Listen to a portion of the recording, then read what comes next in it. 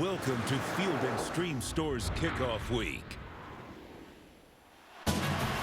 Welcome to the Advocare Texas Kickoff, presented on ABC by Walmart, as part of Field & Stream Store's Kickoff Week. NRG Stadium in Houston. It's a top 15 matchup to kick off the best college football opening weekend ever. Third-ranked Oklahoma, a playoff team from a year ago. And the Houston Cougars, fresh off a 13-win season and a New Year's Six bowl win. Hi, everybody. Alongside Greg McElroy, I'm Dave Pasch. And, Greg, there are 4 games this opening weekend with ranked teams involved, but this is the only one featuring 2 teams that finished in the top 10 in 2015. And all the stars are back. The headliner is Baker Mayfield, the outstanding Oklahoma quarterback who is Big 12 Offensive Player of the Year. He has bigger goals, though, in mind here in 2016. He's one of the best in the country as far as keeping plays alive in the pocket. He's so creative. Now, they don't design a lot of runs for him, but the way he extends plays and allows his receivers time to get open, there's few in the country that do it better than him. That's why he finished 4th in the Heisman last year. Houston's going to have their hands full with this quarterback today. All right, Tom Luganville is our field analyst, and Tom, Greg Ward, the quarterback on the other side for Houston. So dangerous running the ball among returning players. The only guy that had more rushing touchdowns was LSU's Leonard Fournette. Yes, and Greg Ward Jr. touches the ball on every snap. Oklahoma defensively ends last season with Deshaun Watson, but Greg Ward Jr., the Houston quarterback's an entirely different dimension. Diminutive, explosive, sudden. For Oklahoma on defense, this is akin to Rocky chasing chickens in the alley. Should be a good one. Kickoff is coming up between Houston and Oklahoma. We'll return after this message and a word from our ABC stations. Welcome back to the Advocare Texas Kickoff, presented on ABC by Walmart. Dave Pasch, Greg McElroy, Tom Luganville here in Houston for the Cougars and Sooners. Oklahoma ranked in the top 5 for the 5th time preseason team history, but they've never finished higher than 15th when that's the case. Bob Stoops is now the longest tenured coach by 1 day over Kirk Ferentz in college football. 18th year for Stoops at OU. And on the other side, you got Tom Herman, only in his 2nd year, but if he wins today, he'll be the hottest commodity in coaching if he isn't already. I think he already is. A lot of people really believe in the system that he tries to apply. He has everybody here in Houston really paying attention to this football team. And we woke up to some scary news this morning with an earthquake measured at 5.6 that centered near Pawnee, Oklahoma, which is about 100 miles from Norman. It was felt all the way down in Arlington, where the USC-Alabama game will be tonight. But the latest reports say there is some damage, but no injuries. It is the biggest quake in Oklahoma since 2011. Sooners won the toss. They will receive. Ty Cummings will boot it deep to Joe Mixon and Daniel Brooks for Oklahoma. And it'll be Mixon from the 2. He's past the 20-yard line, and that's about it. Baker Mayfield, one of the best stories in college football, a 2-time walk-on. He started out at Texas Tech, was the freshman of the year, 2013, transferred to Oklahoma, where he won the Burlsworth Trophy, which goes to the best player who began his career as a walk-on. He finished 4th in the Heisman Trophy voting. He accounted for 43 touchdowns, 3,700 passing yards in 2015. Redshirt junior, he got a year back of eligibility, which was originally lost due to NCAA rules, but he got it back, so he's got 2 more years to play for OU. From the 21, he'll swing it out to Pirine, and Pirine picks up about 5 to the 26-yard line. You see, that's Mayfield shushing all the critics a year ago and wondered if this guy could lead Oklahoma to a playoff spot. It's not about stats. It's all about intangibles with Baker Mayfield. He's one of the best in the country about making everyone else around him better. Mayfield's throw is pulled in. First down grab by D.D. Westbrook. I understand, Greg, you voted for Mayfield to win the Heisman Trophy last year. I thought it was absolutely ridiculous that he wasn't in New York for their ceremony. I thought he was as good as anybody in the country. He made OU so much better. When he wasn't on the field, they were a totally different team. He's off to a good start here. And a high snap. Mayfield does a good job. And he's he's going to get out of trouble across the 30-yard line. Mayfield past the 40 and slides to the 41. Wow. A brand new center being broken in, Jonathan Alvarez. He was a guard last year. He also has a talented freshman lining up in front of him, Ed Oliver. We'll get to him a little later. But Baker Mayfield, this is what he does. You just can't prepare for it. He can make something out of nothing. And he did it time and time again over the course of the season last year. You know, he's got some of that Johnny Manziel swagger, and he makes some plays like Manziel. Picked up 7 yards there when he should have lost 7.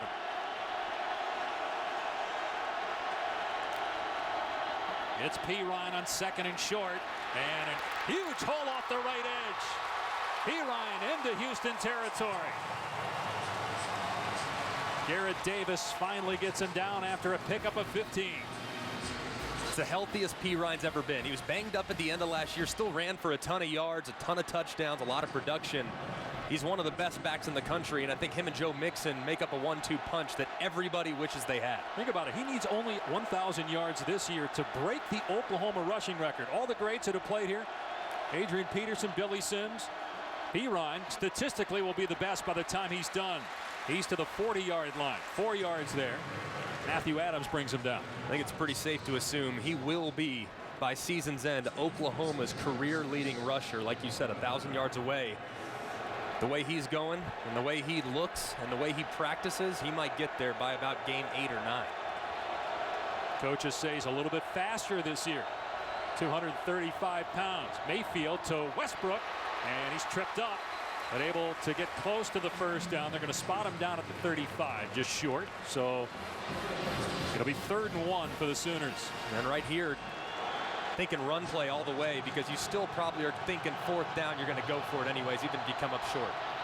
And Pirine able to get the first down. Driven back, but he did pick it up. When you look at this offense, fellas, Oklahoma, no Joe Mixon yet. In fact, he's coming in the game right now. It's been 36 Dimitri Flowers and Samaje Perine. The intent to run the football is to get an undersized Houston defense to load the box, and that's why you're seeing these quick hitters out on the perimeter to get Oklahoma's skilled personnel in space right now. And Luke's Mixon complements Pirine. Pirine big body, Mixon smooth, elusive athlete. And here is Mixon at 6'1", 220, and he's got speed, and he's got a touchdown.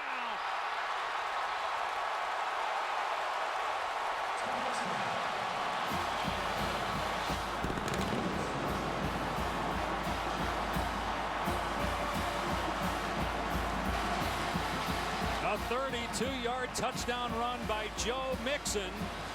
Great start for Oklahoma.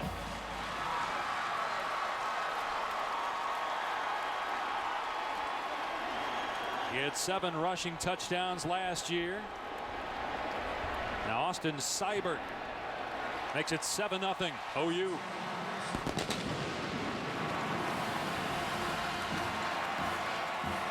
What a start for Oklahoma.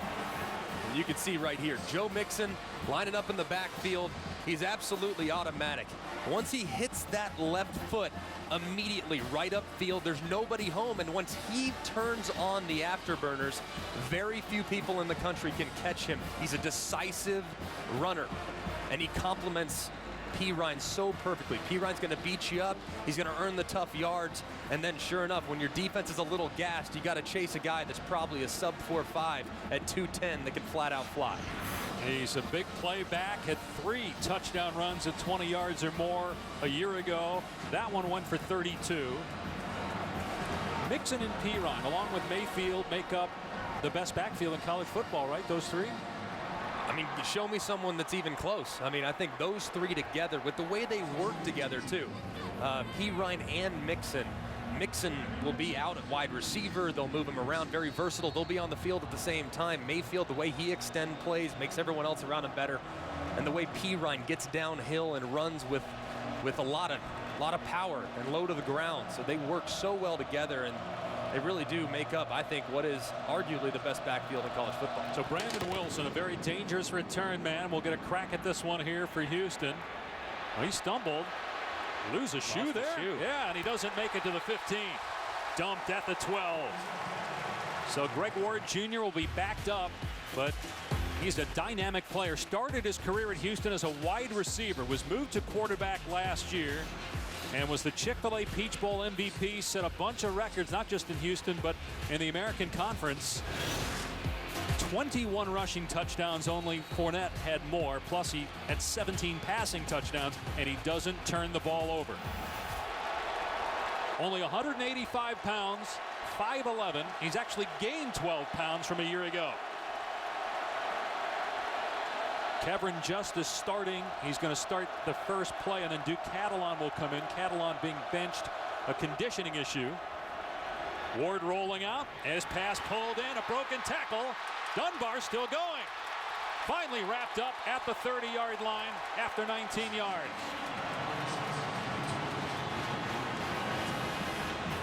Ward, one of 2 quarterbacks last year to rush for 1,000 yards and pass for 2,000. The other guy was Deshaun Watson. Watson passed for 4,000.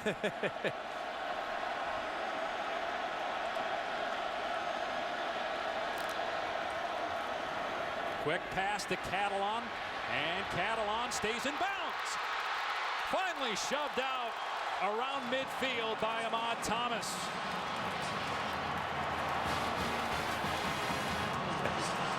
It's a great run by Catalon, but an even better block by Chance Allen, the Z receiver on the outside, locking up, holding the DB for a long time. Nice work. Ward off play action, almost a one-handed grab. Linnell Bonner unable to hang on. 2nd down and 10. Ward is just so quick. It's so hard to simulate what he does at quarterback. Fortunately for OU, they have a player named Kyler Murray, who played at Texas A&M, all-world recruit a couple of years ago, who is a little bit similar in stature and speed. So they are at least a little prepared for what Greg Ward can do to them with his legs. Tried to simulate him in practice. Here's Catalon, finds a running lane. Catalon inside the 40-yard line. Jordan Thomas and Ahmad Thomas on the tackle.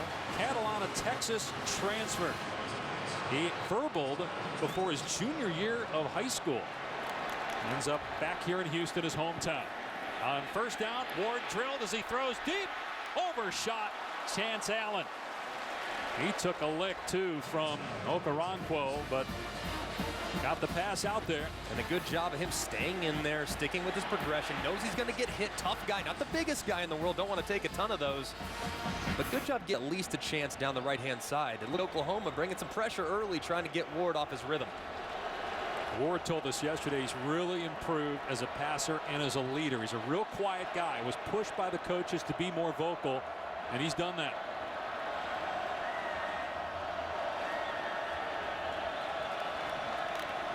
There goes Catalon in motion. They swing it to him. And Catalon is stood up and dropped by Stephen Parker. Parker lost his helmet. He's going to have to come out for a play. It'll be 3rd down and long here for the Cougars. Right here, you're sitting at the plus 37-yard line. Might be 4-down territory, so right here, don't try to get it all. Just get it to where you can at least make a decision on the next snap, whether or not to go for it, try a field goal, or do something different.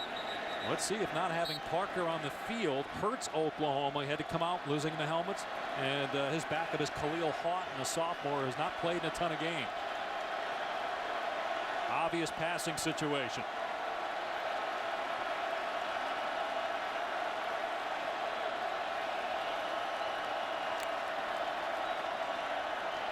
Ward with time, airing it out, got a man! Broken up at the last second. Intended for Dunbar. Dakota Austin, and a late penalty flag thrown at the 14-yard line. Really late.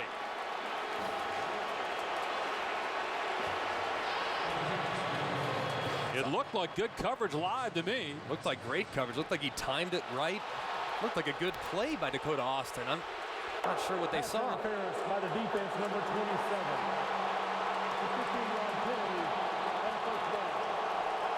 Let's see here if Dakota Austin gets his hand on him before the ball arrives. I mean, they're both tangled up there. That's a bad call. Yeah, I think right there, 3rd and long, I'd keep the whistle in my pocket. I think that's clean, and I'm an offensive guy. Usually I'm going to lean on the offense. Now Stoops has a point. Dunbar had his hand on Austin. Austin had his hand on Dunbar. It's a 1st down for Houston on the 22.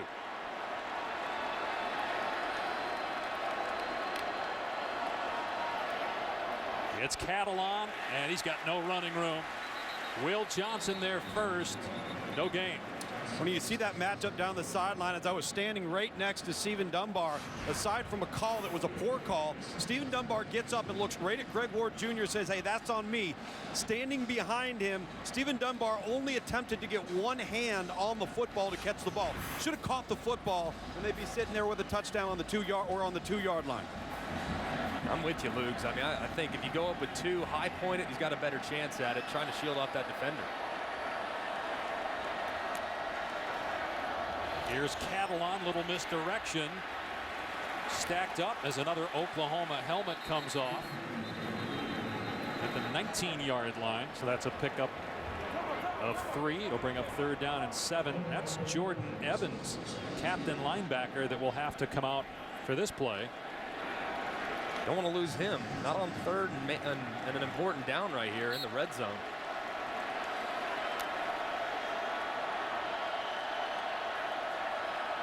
Great thing about having Ward at quarterback, you can go run or pass here because the ball in his hand, he's your best playmaker, so gives Major Applewhite, the OC, everything in his playbook, even on 3rd and long.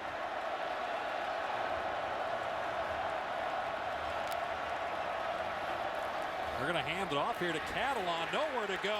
Emmanuel Beal, who came in for Jordan Evans, in on the stop with Tay Evans. Interesting call there. Don't know if that was a misread by the quarterback to hand it there. Who knows? But just a straight handoff on 3rd down. And Houston has to kick a field goal. Major Applewhite, the offensive coordinator. 2nd year here at Houston. The entire staff, save one assistant, stayed with Tom Herman, and all of them had chances to go elsewhere after a 13-win season. And the attempt sneaks inside that left upright for Ty Cummings to get the Cougars on the board.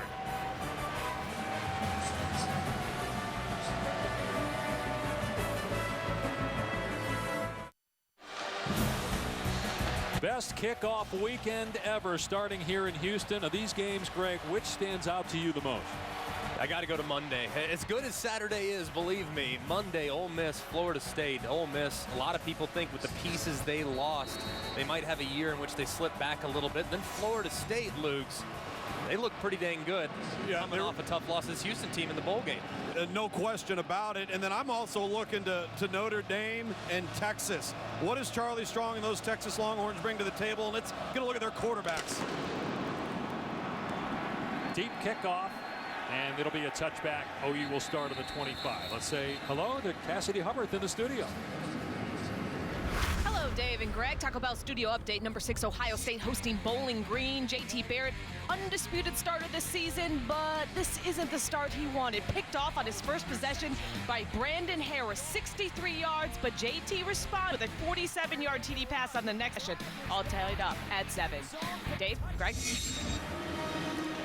All right, Cassidy, 7-3. Oklahoma in front, and the Sooners with their 2nd offensive series.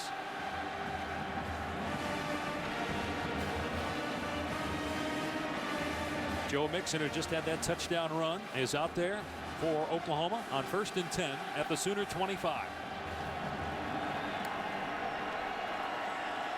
Mayfield with a ton of time, throwing a deep ball to Mixon. What a down! Mixon breaks a tackle. Finally brought down at the 15. What a catch. What a catch. Wow. Every quarterback is always told, hey, know who you're throwing it to. Running backs, you got to put it right on them. Baker Mayfield a little overthrown. Mixon makes up for it. What an incredible play. Here's Westbrook on the wide receiver screen. Bumped out of bounds at the 10. Gets into a little bit of a shoving match with Garrett Davis. Up tempo by the Sooners. 2nd and 5. Mixon comes out. Ryan goes in. And Flowers, too. He does a really nice job at the fullback spot. Kind of a unsung hero in the backfield. Doesn't get mentioned, but does a lot of good things for him. Number 36 on the left side of Baker Mayfield. Play fake. Mayfield. Everybody covered. Mayfield dancing out of there. Heading for the sideline. Gets positive yardage. Picked up 1. 3rd down and 4. Good job right there by the Houston defense, not uncovering from the wide receivers. Baker Mayfield, you see when he exits the pocket, he's still looking downfield. Right here on third down, though, Todd Orlando, bet you he's bringing some pressure. Baker Mayfield throw it a little quicker than he probably wants to here in the red zone.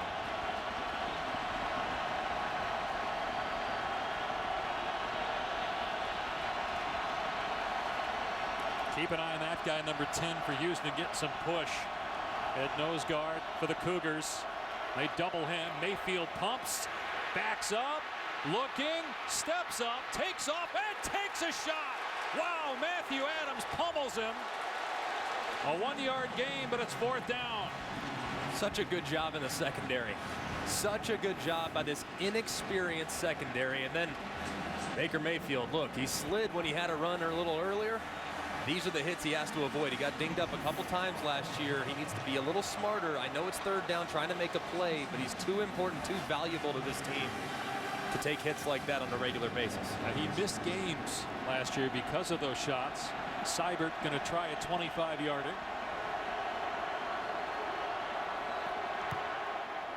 And it's good. But that has to feel like a win for Houston after that big pass play to Mixon. The Cougars on defense hold, and it's 10-3 Oklahoma.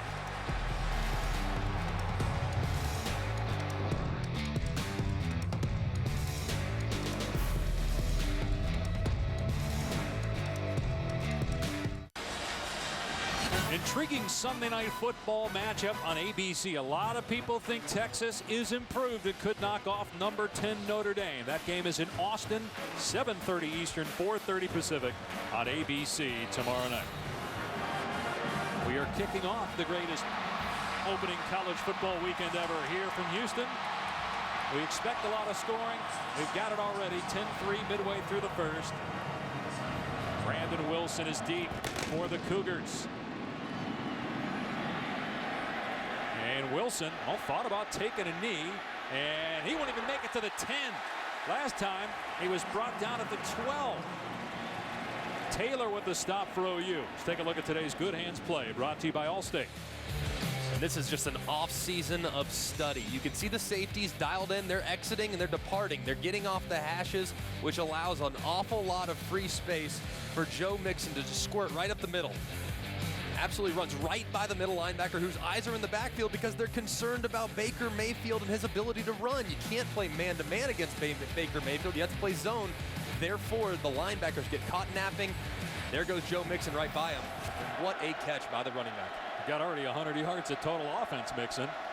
Houston backed up again, first down on the 7, and Catalan got drilled, but it was Ward keeping the ball. He got leveled as well. Tay Evans hit Ward, so Oklahoma didn't buy that fake. They hit both guys, the ball carrier and the guy that Ward faked it to. They worked that play a lot in practice. I'm not surprised that they had it dialed up. That is one that Houston has run an awful lot, and Clemson actually hit him with in the bowl game with a big 46-yard run by Deshaun Watson out the left-hand side. That was one of 2 losses last year for the Sooners. The other loss was against Texas. Second and 11. Ward from his 1 finds Catalan out in the flat, and Catalan gets rid of Will Johnson and picks up the first down. Big hit by Catalan out in space. They've run that wide route, the swing route by the running back 3 times now. Watch, I bet you Houston will do a little pump fake off of it at some point. Quarterback run, and Ward dropped at the 24-yard line. No, Greg, you made reference to Kyler Murray and his transfer to Oklahoma and what he's meant to the preparation of this Houston offense, because he's the same style of player, that same explosiveness, that same speed. And so when you're practicing against that, that is how Oklahoma has prepared. And so far, they have been dialed in, have not had gaping wide holes within their front. They've really been dialed in for Mike Stoops. Stephen Parker banged up. And Greg and Tom will discuss that more when we come back. 10-3 Oklahoma.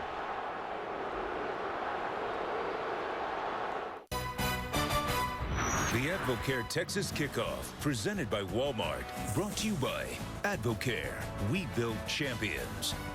Walmart. This season, celebrate game time with savings from Walmart. And in part by Chick-fil-A. We didn't invent the chicken, just the chicken sandwich. 10-3 Oklahoma in front of Houston. A matchup of top 15 teams. The only game opening weekend with a pair of teams that finished in the top 10 last year. And Greg Ward Jr., the outstanding quarterback for Houston. 2nd and 7 for the Cougars inside their 25. Little option. The pitch to Catalan. Able to outrun the defense. Shoved out. Well, that was pretty close to late. Short of the first down. Greg, if you notice there, number 12 for Oklahoma, Will Johnson, kind of playing games between coming into the box, going out to the slot, so Greg Ward can't get a beat on and get the numbers advantage he wants.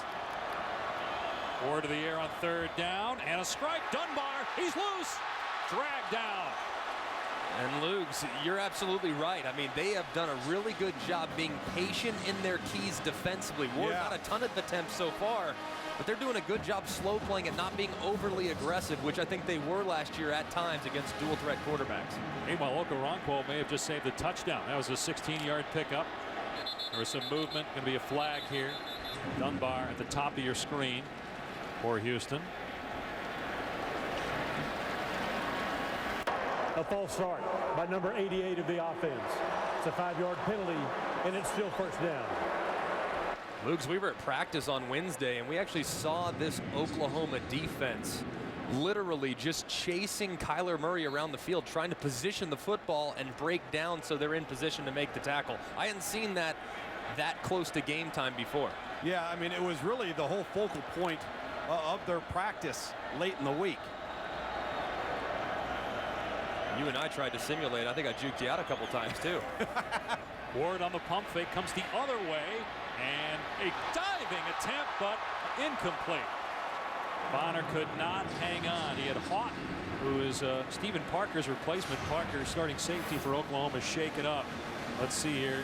Now, definitely an incomplete pass. It's good effort though, and good coverage. Going right after Quill Houghton early. First couple snaps in.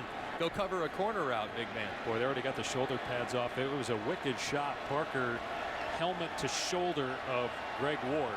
2nd and 15. Kevin Justison now at running back. The wide receiver screen. Here's Isaiah Johnson. Past midfield. Gets the first down. Tay Evans slams him to the ground, but it's an 11-yard pass play. Look at the first down, Greg. You get a first down. Look how fast Houston is getting to the line of scrimmage. They do not want to allow Oklahoma to be able to substitute here. This is where you start kicking in the tempo.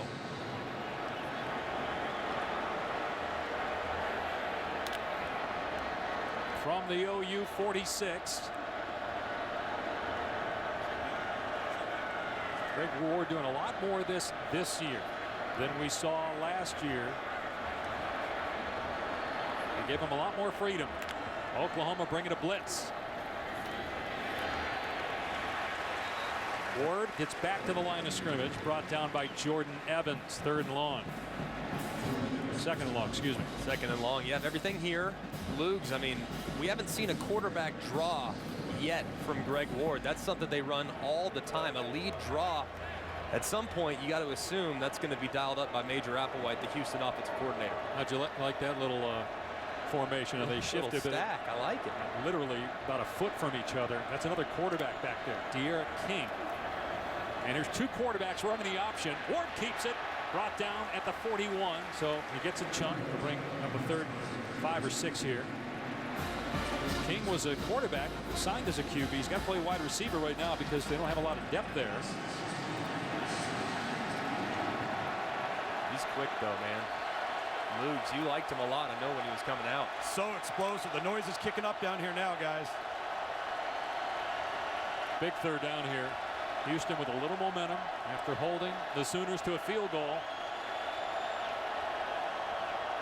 2 minutes remaining here in the opening quarter.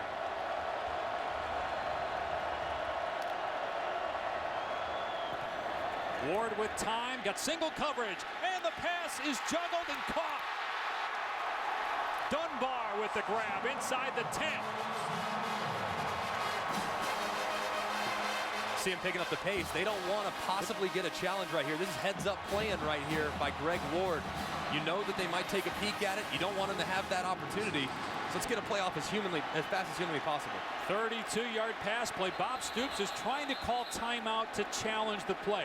Now again, every play in college football is reviewed. There's a penalty flag down. A false start, number 74 of the offense. It's a 5-yard penalty, and it's still first down.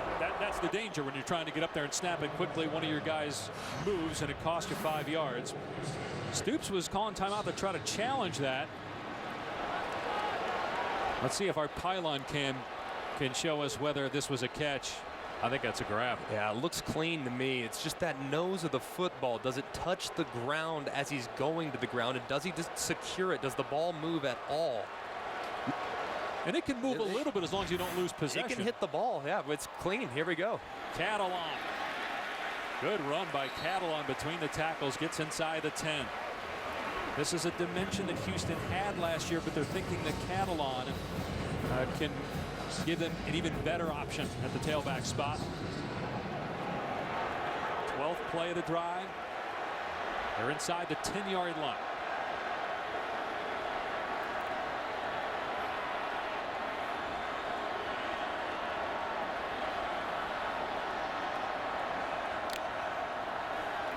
Ward back to throw.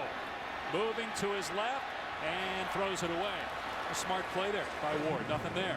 Very smart. Give yourself an opportunity on third down. Don't make a bad play worse. Luke's, this Houston offense, they gain a ton of yards, and they're just as good in the red zone. Really excelled there last year. You know, you talk about all the stats that everybody wants to follow. They care about 2 stats here on offense: third down conversion and red zone production. That's why this drive's so critical, down by 7.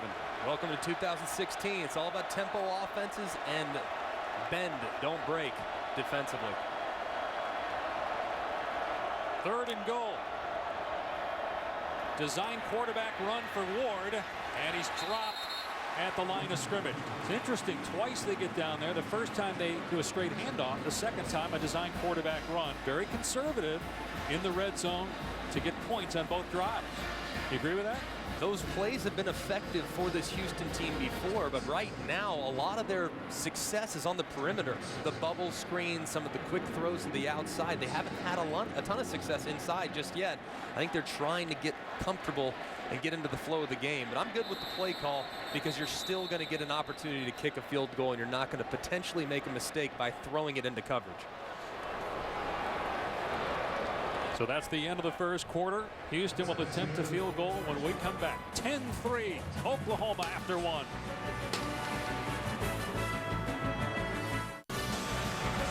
You're watching the American Conference on ABC. The Houston Cougars, who represented the Group of 5 in the New Year's 6 Bowl last year, beat Florida State to win 13 games. They finished 8th. They're 15th to start 2016. They've looked good so far, but stopped twice in the red zone, had to settle for field goal attempts. This will be a 27-yard try by Ty Cummings. He only had 8 attempts all of last year. It's the second one of this game. And that one just sneaks inside the right upright. Now let's go inside Houston on its week leading up to the game today's AT&T Inside Access. When you're around Tom Herman in this program, there's going to be fun, win or lose. And it's been a lot of winning, but guys playing wiffle ball the other day. Every day. Every day. And how about the guys look forward to going up and getting there. 2 GAs. This is Nick Saban had you guys do this, right? Not a lot. No, not a lot. But I love this. I mean, on Easter, you see 2 guys dressed as the Easter Bunny. A couple GAs. Get pretty competitive, a little feisty. I imagine there were some bragging rights on the line there. What do you think, Pash? Look at Todd Orlando. He loves it. Former Big Ten linebacker getting fired up. And Luke's, we talked with Tom Herman yesterday, and again, he lost just one coach who got a better opportunity. Todd Orlando had a chance to go to Wisconsin. He turned that down. Major Applewhite had some opportunities. They told us it's because when you're on Tom Herman, coaching is fun. Look, it's a grind. It's a long year, but he makes it fun every day. It's hard enough to coach this game and to produce wins. Who wants to go to work and be miserable every day? So the work environment here is a big component, not to mention they've got some things rolling in a bright future.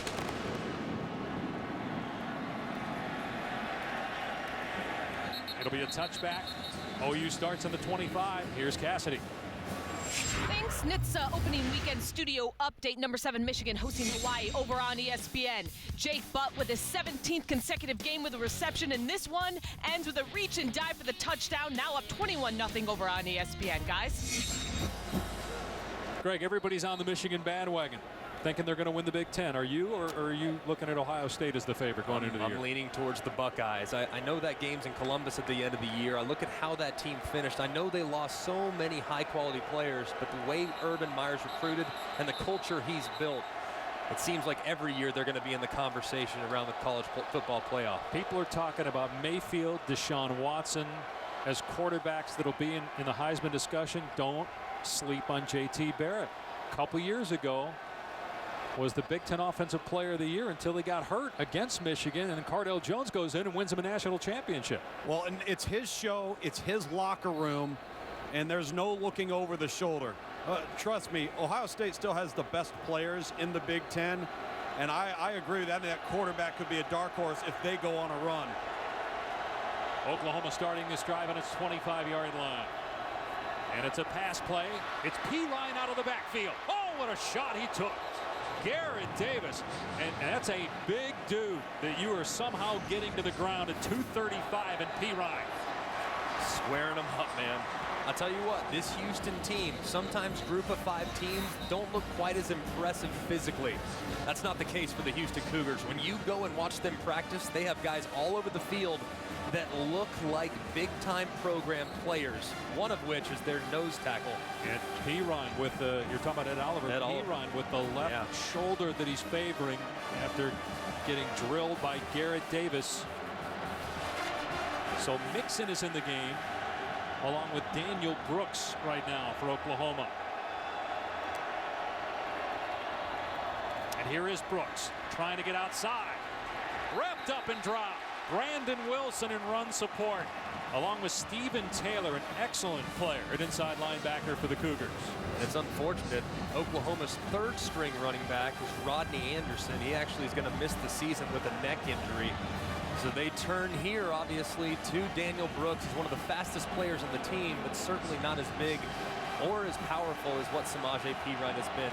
Mac, that's a great point on Anderson. The coaches told us they're going to miss him, even though they have Mixon and Perine, that they felt that was a big loss. Here's 3rd and 1. Mixon, no way. Brought down to the backfield by a host of Cougars. Ed Oliver leading the charge. The nose tackle you mentioned, forcing a punt.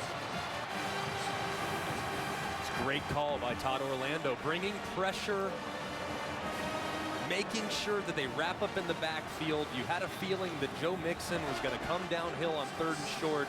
Perine would usually be the guy in that situation. They had to rely on the faster, more elusive player. Unfortunately, their starting running back, Samaje Perine's on the sideline nursing an injury. Here's Seibert, who handles all the kicking duties for Oklahoma. And the fair catch made by Dunbar at the 25. Greg Ward Jr. back at it. His team down 4, early second. Monday on ESPN, terrific top 15 matchup with 11th ranked Ole Miss and number 4 Florida State, with our coverage starting at 8 Eastern from Orlando. Dalvin Cook, a potential Heisman candidate. The Houston Cougar defense shut down Dalvin Cook in the New Year's Six game last year, and they've done a good job against the run, save that one long touchdown run by Mixon.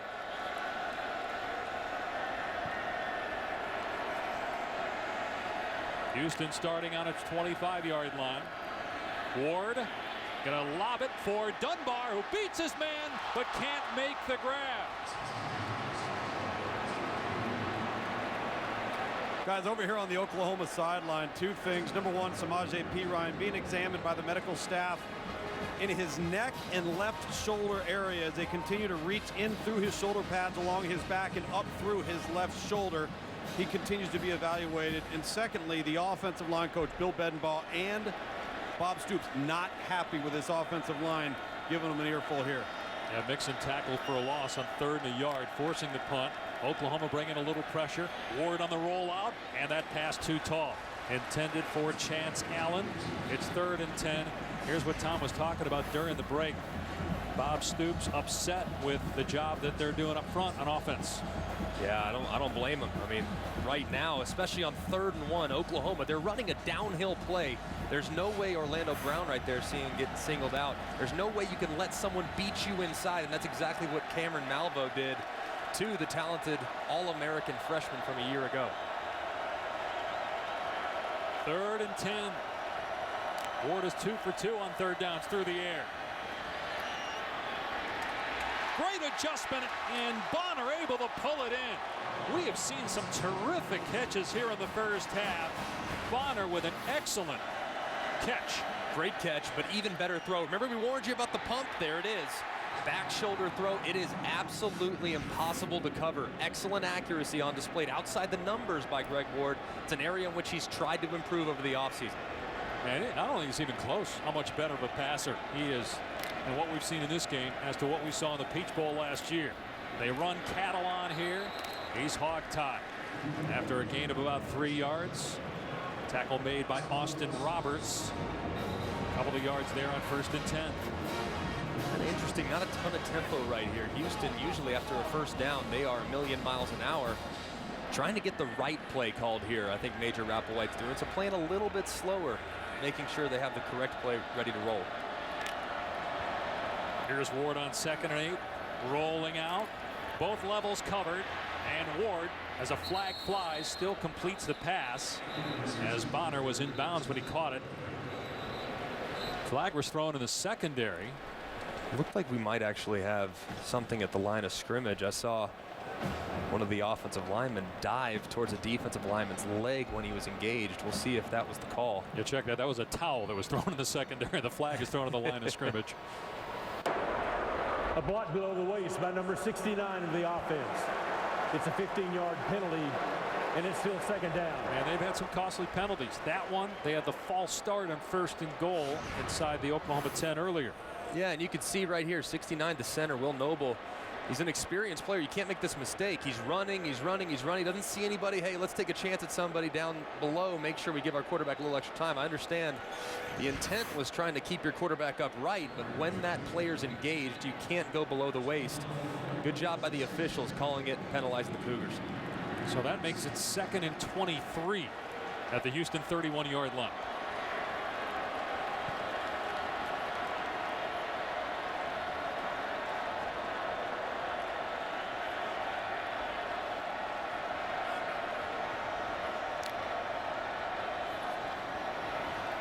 Ward with time, looking, waiting, now zips it downfield. Open man!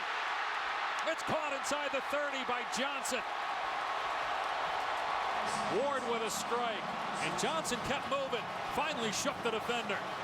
And it's a gain of 45 yards.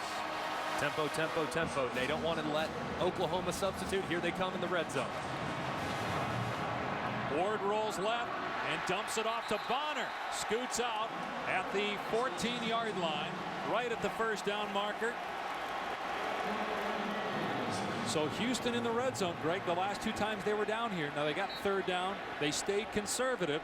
Let's keep an eye on the play calling here.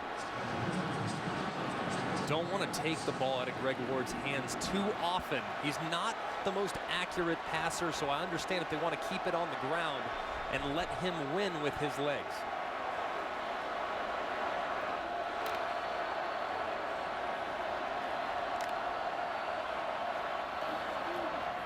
Ward. Oh, Catalan wide open. An easy touchdown. Houston leads.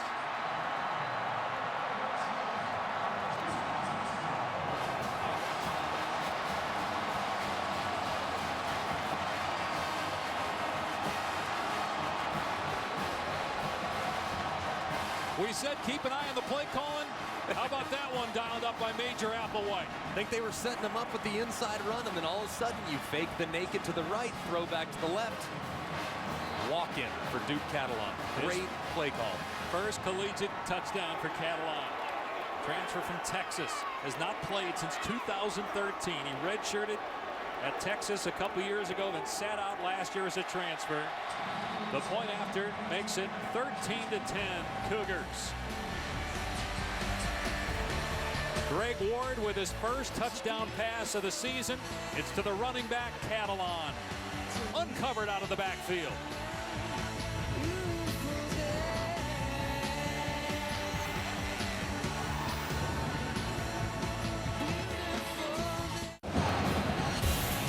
Tonight after Clemson-Auburn on ESPN at Sports Center at night with Scott Van Pelt. I know Scotty will be keeping an eye on DJ Durkin in Maryland. Taking on Howard. Also, of course, highlights from great games on ABC, ESPN, and other networks. Sports Center with SVP tonight after college football on ESPN. So the Houston Cougars have the lead 13-10 over Oklahoma.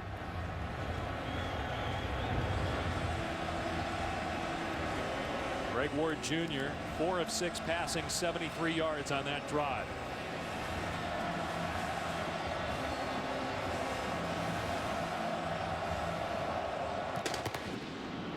Mixon, the deep man, and elects to take a knee. It will come out to the 25 as we look at today's right combination, brought to you by State Farm. All right, Obinaya Okoronkwo, I'm sorry, my friend. You're right here on the end of the line of scrimmage. Your responsibility is to cover Duke Catalan out of the backfield. You can see they have a little play action. There's a lot of mess up there. He kind of loses vision where he's supposed to be at. Sure enough, Duke Catalan wide open, and then look at him. He's got his hands on his head. He's saying, oh, man, I just let that guy score a touchdown. Great design, great execution from Houston, but a missed assignment by Okoronkwo on the Oklahoma defense. Let's see now how the Sooners respond. It's been a while since Baker Mayfield threw the ball. Mixon is in. Pirine still out. Mixon out of the backfield. Look out. Past the 30-yard line. Dropped by Garrett Davis after a good first down play. Fellas, if you recall the big pass that led to that touchdown drive, the play right before the touchdown, they picked on Obo as well. You had a wide receiver against a 250-pound linebacker, so he's swimming off the previous play, and he gets caught up in the next one, and it cost him. Again, Oklahoma, Tom, having trouble running the football since that first drive. You had 4 or 5 Cougars, including Matthew Adams and Brandon Wilson over there, taking down Mixon. So a loss on the play brings up third down. It's a big third down for Oklahoma. Really big third down. 3rd and 4. Houston's got some momentum. Baker Mayfield, this is when he's at his best. And you don't have Pirine. No Pirine. Went to the locker room. 3rd and 4. Mayfield to the sideline, and it's caught, but just enough. Yeah, just enough to move the sticks there. Geno Lewis, the grad transfer from Penn State, who had 90 career catches in Happy Valley, gets on the first down. A good job by Geno Lewis, knowing where the sticks are, getting just enough, about a yard more than the sticks, and a good accurate throw by Baker Mayfield, trying to get him back in rhythm throwing the football. No incompletions yet. 7 of 7 for Mayfield. Mayfield rolling out, got a man wide open. Mark Andrews uncovered. Andrews taking it to the house, and the Sooners are back in front.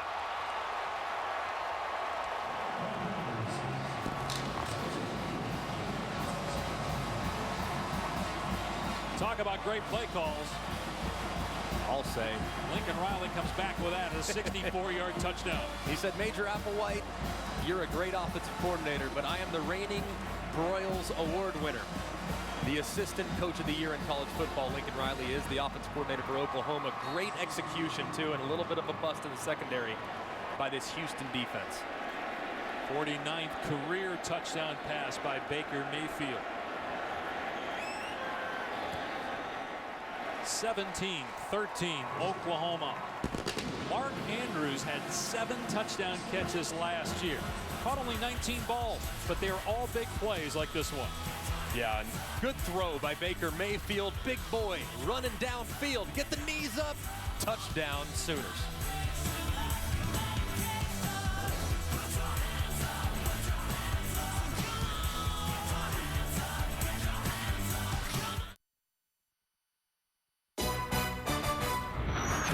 The AdvoCare Texas Kickoff, presented by Walmart. Save money, live better.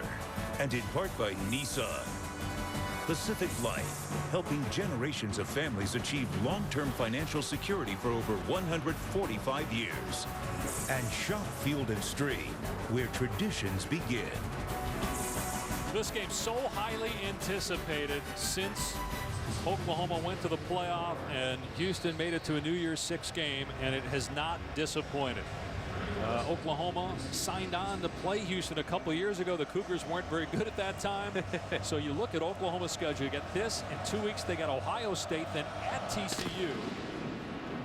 They have a 4-point lead here midway through the second quarter. Cougars will start on their 25.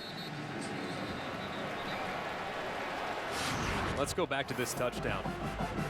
Defensive call is a little nickel will. Mike blitz. It's a great job by Flowers getting after it. And then you see Andrews just sneaking right over the top. And there's nobody there. That's a vacated zone on the left-hand side. Like you see 36, great job sealing the edge. Baker expanding, playing with speed, and there's nobody home. It's just a great execution by the Oklahoma offense and just an unfortunate call for the Houston defense. Would have liked to have the free safety a little over the top, but he's responsible far side. That's a really difficult thing, and a great job by Mayfield capitalizing and regaining some of that momentum. Did you see Mayfield sprinting downfield? I mean, he beat several defenders on Houston downfield just so he could celebrate with Andrews. He almost beat Andrews downfield. He was going, man. So Houston back on offense from the 25.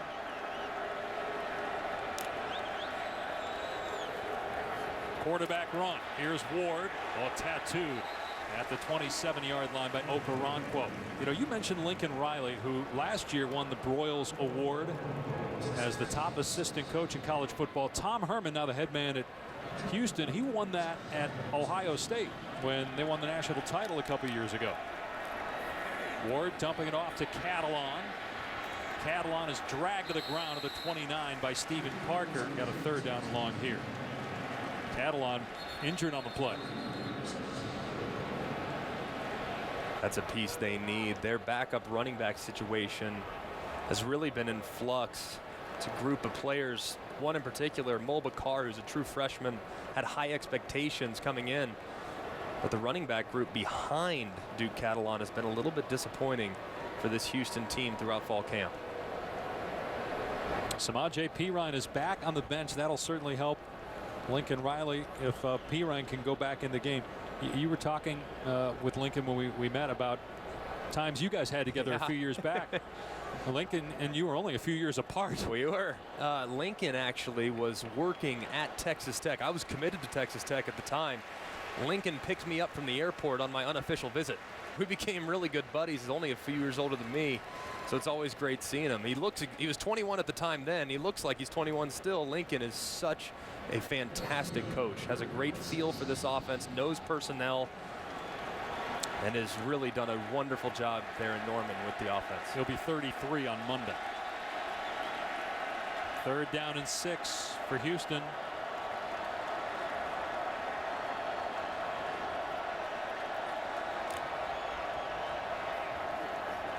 Time to throw for Ward.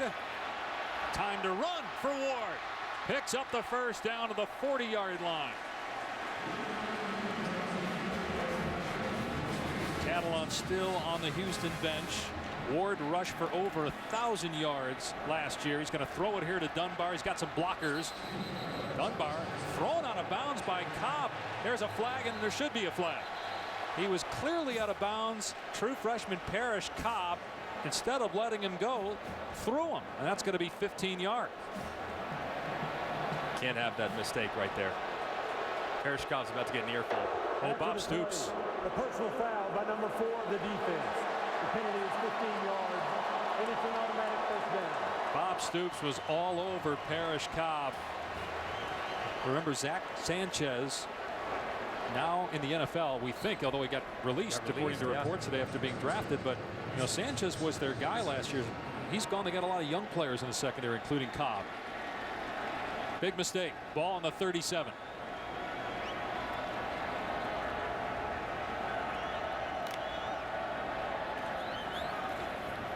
Ward looking deep, airing it out for Dunbar. Incomplete. They went right at Cobb. Pass was too high. That's 4 times Dunbar has gotten behind the defense. 4 times. And Greg Ward right now is only 1 for 4. They have to figure out a way to get on the same page because Dunbar's doing a great job winning. Ward, a little amped up, a little fired up, missing just a little bit long. A few too many times for my comfort level, Lugs. Yeah, and you know what? You're 1 for 4 because the throws you're attempting aren't high percentage. Yeah, the one completion was a great catch by Dunbar. Play fake for Ward. Pressure coming. Ward keeps the play alive. Now sends it over the middle, and it's incomplete. And boy, he had Allen open. He just didn't have the arm strength to get it there. 3rd and 10. Greg, I think that this Oklahoma defense has been as well prepared as you can possibly be. They have not over pursued. Yes. They have not been overly aggressive. They have been very cautiously optimistic in their pursuit efforts, and that's why you haven't seen Greg Ward rip off huge chunks of yardage. Yeah, with the exception of the throwback to Catalan, they have been dialed in. You got to give Mike Stoops, the defensive coordinator, a lot of credit. Catalan back in the game. You'd think Houston's in 4-down territory. They love to go for it on 4th down. Here's Ward to Dunbar. Back shoulder throw. Dunbar jukes a defender. Now he stepped out. Dunbar stepped out of bounds at the 12-yard line. Again, they target Parrish Cobb, the true freshman. Greg Ward says, I've missed you deep. Let me throw you on the back shoulder. If we can't hit the long one over the top, let me hold you up, throw you away, throw you open. Great job. And clearly out of bounds. Great throw. Wow. Greg Ward is a different type of player this year throwing the football, Night and day, Greg. Night and day from last year. That's what Tom Herman told us. Sometimes coaches say that, but he's all over it. He is. 1st down at the 12. Ward in trouble.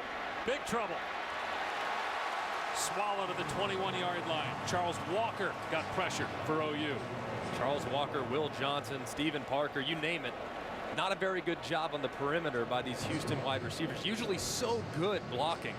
Right there, couldn't hold up long enough, and it results in a negative play in the red zone. There's Mike Stoops, Bob's brother. One-time head coach at Arizona, D-coordinator here at Oklahoma. 2nd down and 18 after that 8-yard loss. Here's Catalan. It's a reverse. With an additional pass. And Ward. He's got him. Down the sideline. Catalan. Knocked out of bounds inside the 10. Get a big chunk of it that. There is a penalty marker down. Somebody may have been downfield for Houston. You see that often in those kind of plays. There's also a penalty marker in the backfield. So 2 flags on the play. Usually you play that long. The offensive linemen, their internal clock just can't stay back that far. I bet you this is an offensive lineman downfield. There are 2 fouls on the play. And then over the downfield on number 51 of the offense. A personal foul roughing the passer by number 26 of the defense. Those penalties offset.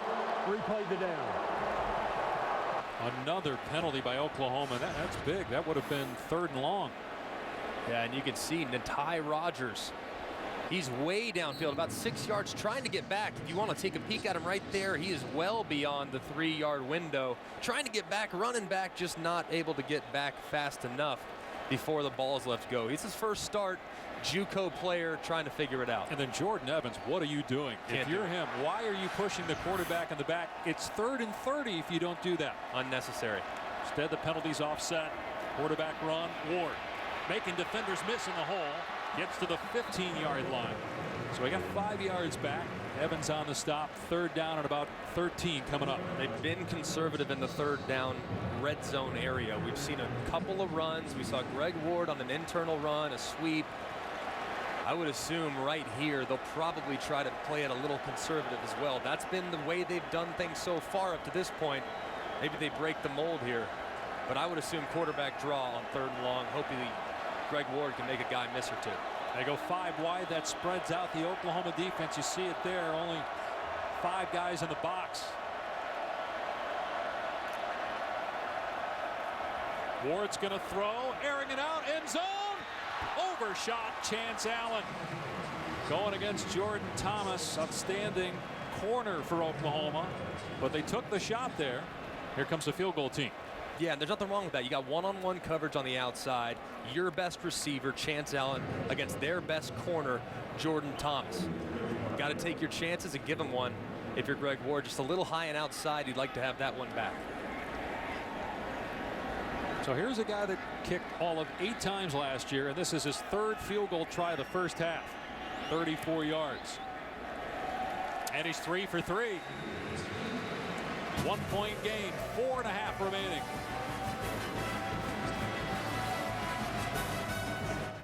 Oh, I'm about to. Now for today's Aflac trivia question.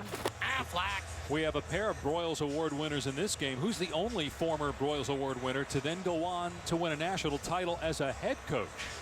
I actually thought I knew the answer last night, but I was wrong. So if you remember the discussion. Interesting. I thought it was Bob Stoops. That is incorrect. Huh. Stoops was an assistant in Florida, didn't win the Broyles Award. Won his national championship at Oklahoma in 2000. I think I have an idea, but I'm certainly not guaranteeing that it's correct. Cummings angling that kickoff, forcing a touchback. Oklahoma will start on the 25. Well, last year, Houston coach Tom Herman told his team that if they won the conference, he would get a grill. There is Houston rapper Paul Wall and grill aficionado Johnny Dang. And he did it. There it is. Yeah. He got it fitted for it. David Pollock said no way Houston would beat Florida State last year. He was wrong. Is that a grill or are those looks like Edgerrin James teeth that Pollock? He's got to eat some crow while he's got that grill in. I actually, as a token of good faith, working with you now this year, I wanted to give you a grill for yourself. I appreciate it. You can use that whenever it is that you deem fit. I think that's very nice. Probably do it when I'm home alone. Fair enough. Rather than on camera. Samaje Perine is back in the game.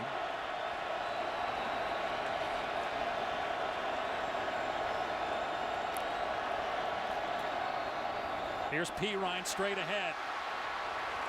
And close to the first down. Brought down by Khalil Williams. 11-yard gain.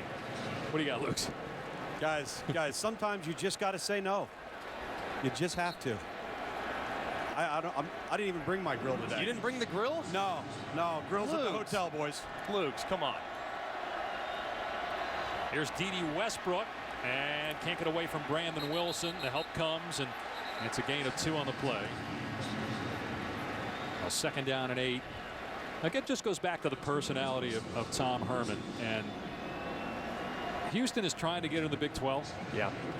And if they do, you would think there's a really good chance Herman stays. But if they don't get into the Big 12, if Houston keeps winning, this program continues to ascend, he might be able to pick his job. He could have had the South Carolina job last year, elected to stay in Houston.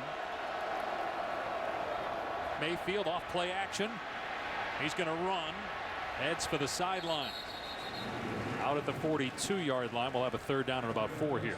Tom Herman just relates so well to the players, too. He's a young coach. He's high energy. He makes it fun for the guys. I'll tell you what, if I'm a kid and I'm thinking about coming to play college football, Tom Herman would be a guy I would love to be recruited by. I think he does an incredible job. And his defense is going to have to be up to the task here on 3rd and 4, trying to get the ball back here and get the ball back in the hands of Greg Ward. Mayfield is 9 for 9 passing, 162 yards and a touchdown. Will he throw it here? It's an option. Mayfield keeps, and he's well short of the first down. It's Ed Oliver who is all over it. One of the biggest recruits in the history of Group 5 conferences, a 5-star guy from here in Houston. Yeah, look at Ed Oliver. I mean, he is absolutely unblockable at times, how good he is. I mean, he is as athletic as a linebacker, as big as a defensive end, and as powerful as a defensive tackle. Lugs, I know you had him rated very high coming out of high school. First 5-star ever to join a group of 5 programs. We see the punt come on here. Good punt by Seibert, and the fair catch inside the 10 by Stephen Dunbar. 50-yard punt. Let's go back to Oliver. Tom, when you watched him in high school, did you think that he would pick Houston? I didn't, and I'll tell you why. It was because it was such an early verbal commitment. This wasn't a guy that, went through the process and then boom, all of a sudden in January or leading up to signing day, chose Houston. He chose Houston early in the process. So if you're Tom Herman, that's like having a 500-pound marlin on the line, but he's 500 yards away. And for them to be able to pull that off, and the signal it sent and the ripple effect it had for Houston, this program, the enhanced perception, I think it's invaluable. This is one of the most dominant defensive players in all the country a year ago. And I'll tell you, what we just saw right there wasn't just great skill, it was a great motor. Tough for true freshmen to have that. Terrific player, hard worker of Houston inside the 10 here, nearing 2 minutes to go. And Duke Catalan goes nowhere. Let's see if Bob Stoops calls a timeout. Little extracurricular activity. He's going to let the clock run here. Both teams have 3 timeouts.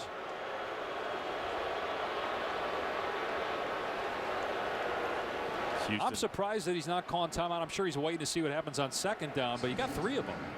Yeah, but I think also with the way this Oklahoma offense operates, you don't need a ton of time. You'd rather have your offense on the field with timeouts in tow. Ward pitches it at the last second to Catalan, and Catalan has a 1st down and more. That's why Stoops didn't call timeout. Because at least you took 30 seconds off the clock, and now Houston is in a manageable situation out near its 27-yard line after a 19-yard run. You would expect Houston to still be a little conservative offensively. You don't want to throw it 3 times and give the ball back with a lot of time to the Oklahoma Sooners. And as you said earlier, you don't have to throw it to get big plays because you get this guy. Not at all. I mean, this guy, you send everybody deep, give him room, he'll make a big play with his legs, even if it's not drawn up that way.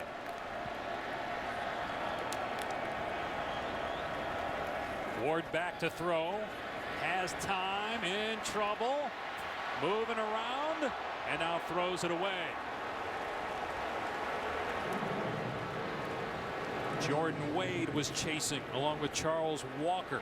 Remember, Oklahoma, we talked about losing Zach Sanchez, Eric Stryker, Charles Tapper. Those guys are gone. They lost 4 starters on the defense who were 1st team all Big 12.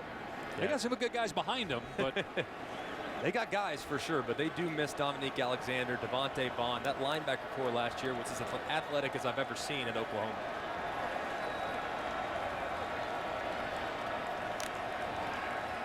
Oklahoma crowd on the box here. 2nd down and 10. It's a run play. Ward, and they just don't have the numbers there. Catalan dropped for a loss. Well defended by the Sooners. Ahmad Thomas was a 2nd team all Big 12 last year and a team captain this year. You could see Oklahoma getting some fresh bodies out there too. They're close to the Oklahoma sideline. You had the defensive lineman ready to go out there, and sure enough, Matthew Romar, 92, fresh legs on 3rd and long, an important down for the Oklahoma Sooners to get a stop and get their offense a chance to steal some points. Next snap will come inside a minute to go here in the half. Ward has been spectacular on 3rd down today.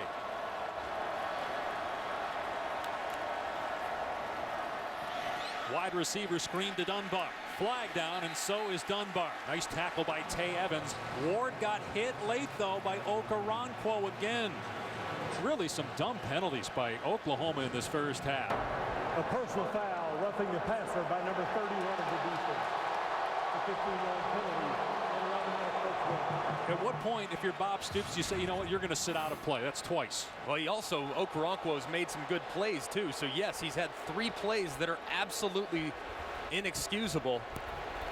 I mean, we're talking about a guy that's a redshirt junior. You can't be making mistakes like this. You have 3rd and long backed up towards the end of the half, and you rough the passer on a screen. That's inexcusable.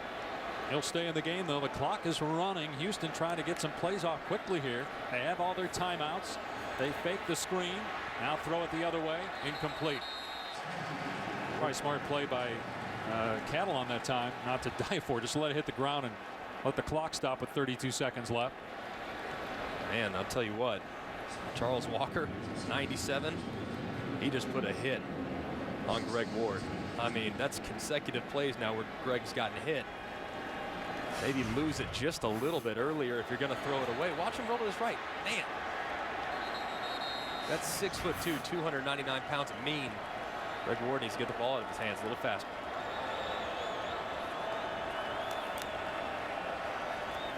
Ward on 2nd down and 10. Slides up. Pass over the middle is caught. And now they're saying the ball came out. Bonner never controlled it. He lost the ball. That would have put the football inside the Oklahoma 45 with 24 seconds left. Instead, it's 3rd down and 10.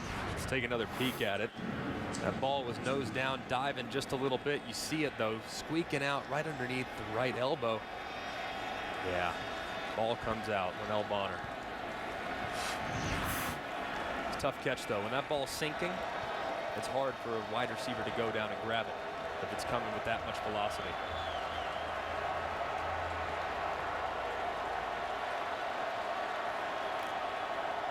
Third and 10. Ward running around, being chased by everybody in the Sooners defense. Ward gets out of there, throws it downfield. It's caught as he inbounds. Yes! Wow. Bonner with a grab inside the 45. The clock is running. The clock should have stopped. It's a 1st down.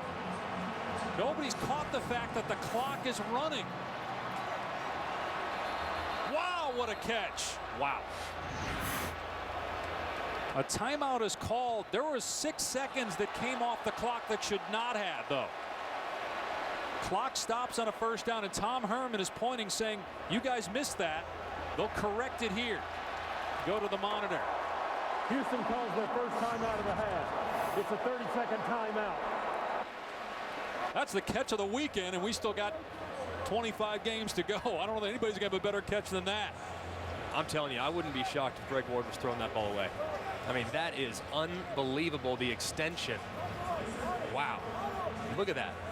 Great awareness. Look at his left foot. I mean, he's got 3 good inches inside the white stripe. Incredible effort. He was parallel to the ground with his foot on the ground when he caught the ball. Tom. Greg, I was literally standing on the sideline, play side right behind Greg. When he threw that, you could tell he saw him coming back. And what do you do when you're scrambling quarterback? If you're the deep receiver, you come back. Yes. If you're the short receiver, you take off.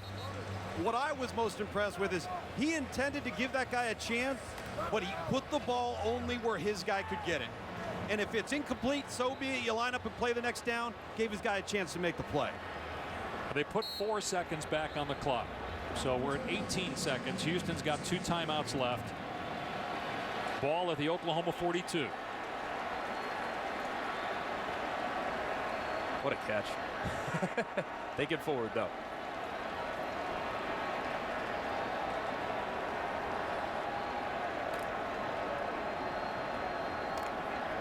There was some movement. A penalty flag, false start. A false start by number 51 of the offense. It's a 5-yard penalty, and it's still 1st down. Now the right tackle, Natai Rogers. You see how long they're up there at the line of scrimmage, standing, making sure they have the correct play, which I absolutely applaud. Every play in a 2-minute drill is critical, but it's hard for those big fellas to sit in that stance for as long as they were right there. They need to play with a little bit more tempo here to allow those guys to get off the football.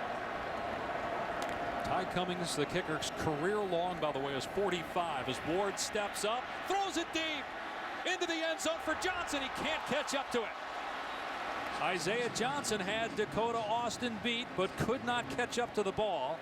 11 seconds left in the half. And he ran right by him. Isaiah Johnson, this guy, they say he's got big time speed. He just got to put it all together. How about this stat line? In their spring game, Isaiah Johnson right there, 15 receptions, 292 yards, and 3 touchdowns. That's a spring game performance. 14, real speedster, almost caught up to that one for a touchdown before the half. Ward on 3rd down. Eludes one man and throws a strike to Bonner, and he gets out of bounds. He picked up the 1st down anyway. Clock stops with 3 seconds left. They got to kick a field goal here. They have to. And this is right at Ty Cummings' long of 45 yards from last year. But again, how about Greg Ward buying time and then throwing a dart? Really well done. Well executed 2-minute drill. They had the penalty, get a free first down. You got to make the most of it. Good job by the senior quarterback getting his team in field goal position. 47-yard field goal try by Ty Cummings to give Houston the lead going into the locker room. And it's good.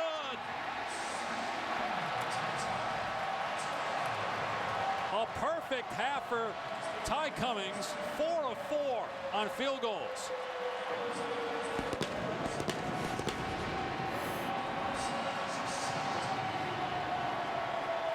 And Houston will get the ball to start the third quarter, and they'll have a lead. Well done. That would have been good from a lot further than 47. Had some adrenaline going right there by Cummings. Coming up, it's the college football halftime report. Can't think of a better man to fill in for the late John Saunders, a true pro, than a pro himself, and Stan Barrett. Stan, Mark May, and Mac Brown coming up. College football halftime report after these messages. And Stream Stores Kickoff Week.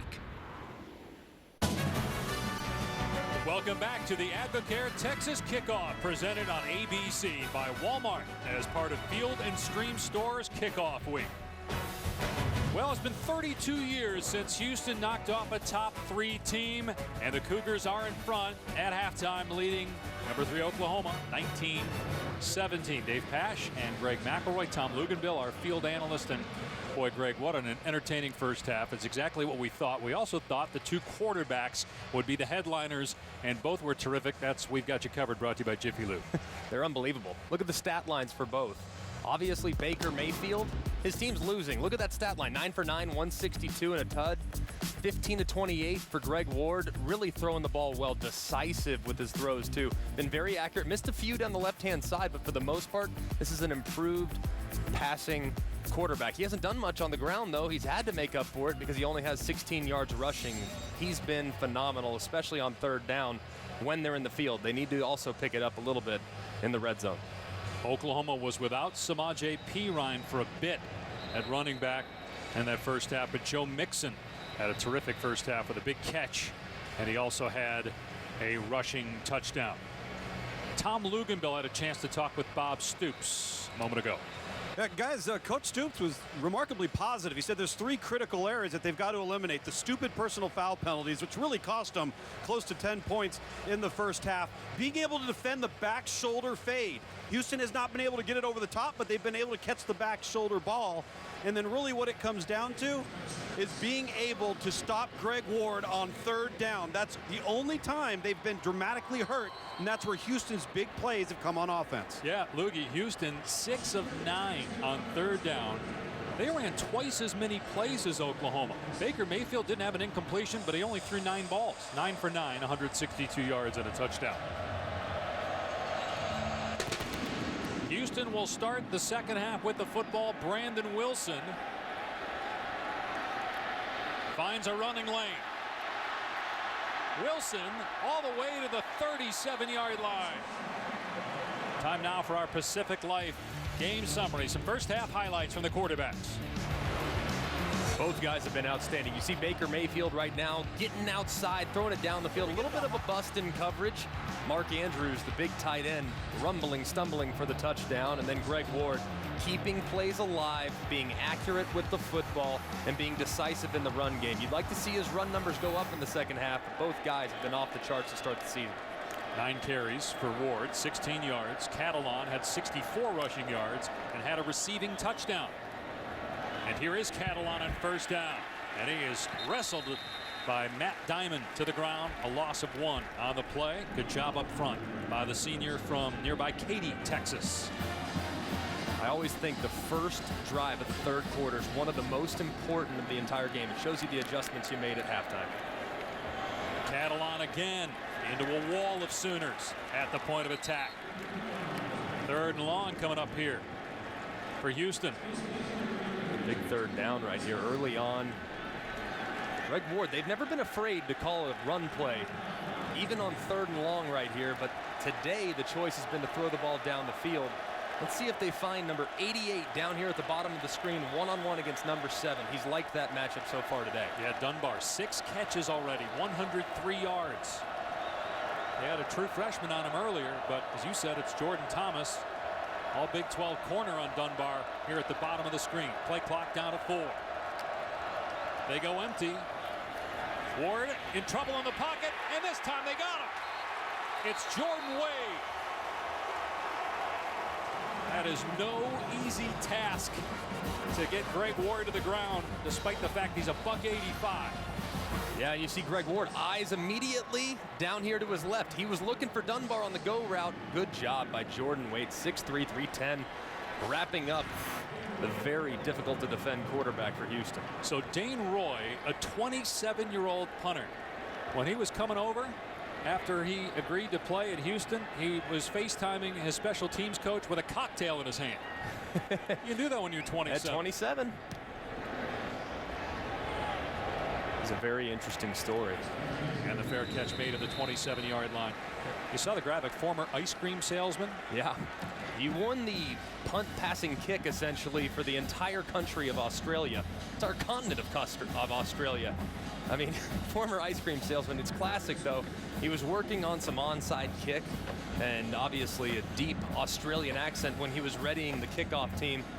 Okay, Mike, go. It was classic. When he was there, you could hear it from a mile away. He's been very popular in the locker room so far. The best part about him, there is no attempt to turn the ball over and kick a spiral. Z-ball, kickball, hit it as far as you can, Luke's. He does not care, you're right. Oklahoma with decent starting field position, first down to the 28-yard line. Mayfield moves around in the pocket, going deep. Westbrook broken up, but a flag. Jeremy Winchester, who's Houston's best corner according to the coaches. Hard to tell if he didn't get his head around or what, but he made contact before the ball arrived with D.D. Westbrook. Pass interference by number 24 of the defense. It's a 15-yard penalty and an automatic first down. Scramble drill right there. Yeah, he tries to get his head around, just makes contact too early. That's a good call by the officials and a fresh set of downs for the Sooners. Yep. So still no incompletions for Baker Mayfield in this game. Picking up right where we left off at the end of the 2015 season. He really looks in control of Lincoln Riley's offense.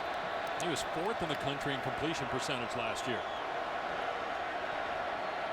Houston might bring pressure. They have like 400 pressures in their playbook.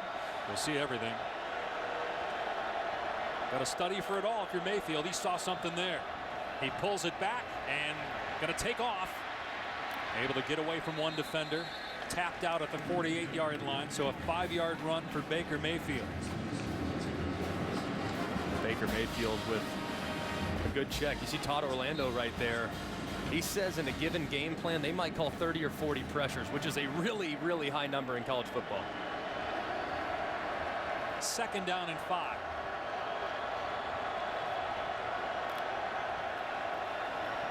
Mayfield in trouble. Down he goes. A sack at the 46-yard line. Ed Oliver was there along with Gerard Carter. Yeah, you watch it right here. This is just a bust in protection. You have Joe Mixon against Gerard Carter. That's a defensive end against a running back. That's a mismatch when it comes to rushing the passer. Good design, but a bust up front by the Sooners offensive line. And you made the point earlier, Houston physically doesn't look like a group of 5 team. And up front at the line of scrimmage, they don't play like it. We saw it against Florida State when they shut down Dalvin Cook last year in the Chick-fil-A Peach Bowl. They've done a good job against this potent Oklahoma offense so far today.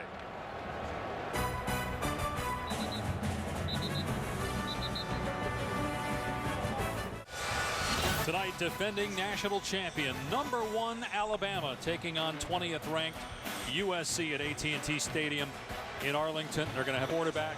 Greg, you've been there as a new quarterback for Nick Saban. It doesn't seem to matter if you're new. It's hard, man. It's hard going against a good defense like USC, but I'll tell you what, whoever's going to get that job, they better be ready to handle the pressure. And you did. Won a national title your junior season as Mayfield throws here on 3rd and 7. It's caught. Westbrook waiting, gets the first down. all the way to the 37-yard line. D.D. Westbrook, the newcomer of the year in the Big 12, as a former junior college All-American. Watch the receivers on the outside. Look how long they engage these blocks. Jeff Made, 15, pushing the outside. D.G. Westbrook setting it up. Well done on the outside. Westbrook will get the yards. Here's and Westbrook get some more again, right here. Down to the 30-yard line, brought down by Adams. A gain of 8 on the play. Westbrook will get these yards, but it's the guys blocking in front of him that really deserve a lot of credit, springing him and allowing him to work in space. They've targeted Westbrook 6 times. He's caught all 6 passes. Granted, there are a lot of short throws to him. Out in the flat.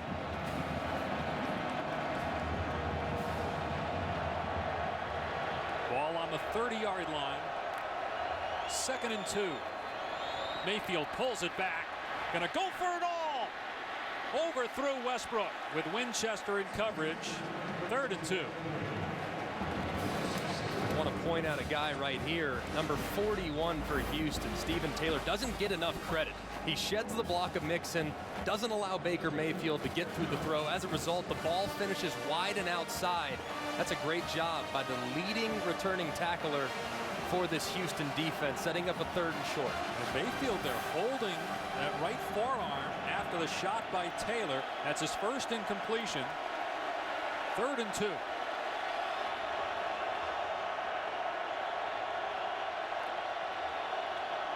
They're going to throw it. Mayfield moving around, trying to see over the defense. Now runs. And boy, it looked like he had the first down, and then he got pushed out maybe behind the line of scrimmage. Yeah, they're going to mark him just short, it would appear. Or are they going to rule that he had forward progress first? They're actually going to mark him past the line now. Looked initially like he went out of bounds. It's close. He's Prior to the line of scrimmage. He's trying to tell Samaje Perine, hey, come get a block for me. Instead, Samaje essentially shuts the door. Hey, forward progress isn't stopped there. Now, he did stretch the ball out, but it looked like he was out of bounds before the first down marker. Let's see if they review this further. Not a lot of information there to overturn it. I think the call will stand if they take another look at it. And a timeout called here by Oklahoma. First down, OU.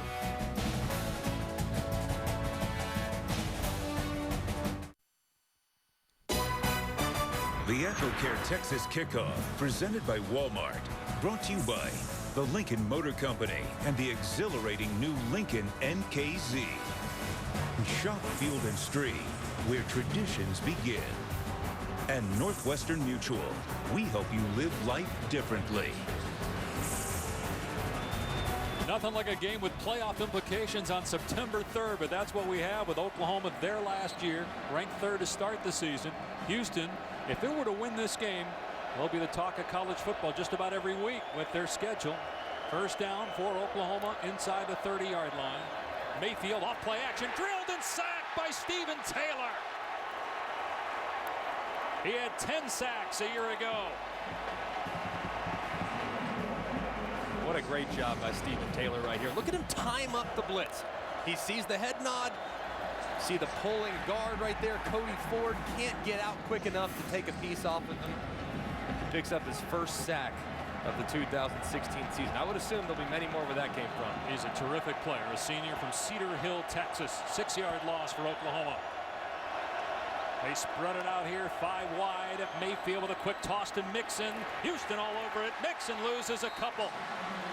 Gerard Carter there first, along with Matthew Adams. If you've noticed, guys, Oklahoma has completely abandoned any attempt to run the football. I don't know if it's a lack of confidence in their offensive line. Perine, this entire drive, aside from the attempt where Baker Mayfield got hit throwing the post, has been a bubble screen, a flare route, or a wide receiver quick screen. I think they're trying to get Houston tired on defense, but right now, Houston's got all the momentum. It's not working. Perine has been in and out of the lineup due to injury in this game. 3rd and 18. Mayfield being chased by Taylor. Spins around. Mayfield throws it away.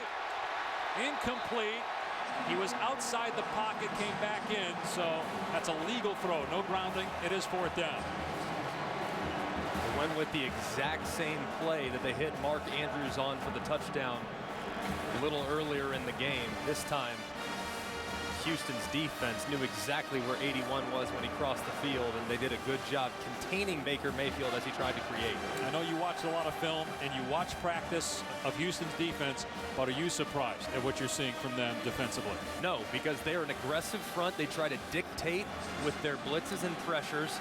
They're very talented too. The strength of this team is the front seven, and if you want to play football against Power 5 programs like Oklahoma, that better be very deep and very athletic. Houston's putting on a show today with what they're doing up front. Boy, Oklahoma took a long time there to make a decision. They burned a timeout. They only have one left midway through the third. Tomorrow night on ABC, it's number 10, Notre Dame at Texas.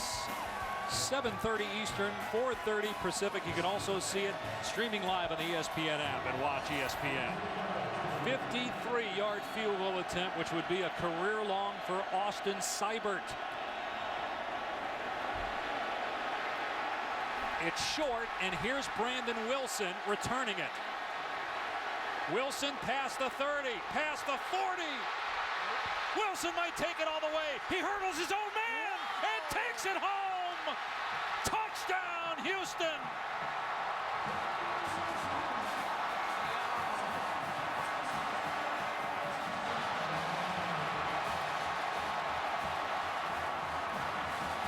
He was the only player with multiple touchdowns on offense, defense, and special teams a year ago. He took that thing from one end of the field to the other. And I don't know if Oklahoma ever saw him. There's a flag down, likely for celebration in the end zone after the score. Unsportsmanlike conduct by number 1 of the return team. The penalty will be enforced on the kickoff. It's his first of the game. You wonder if Oklahoma ever saw that Brandon Wilson was under the goalpost.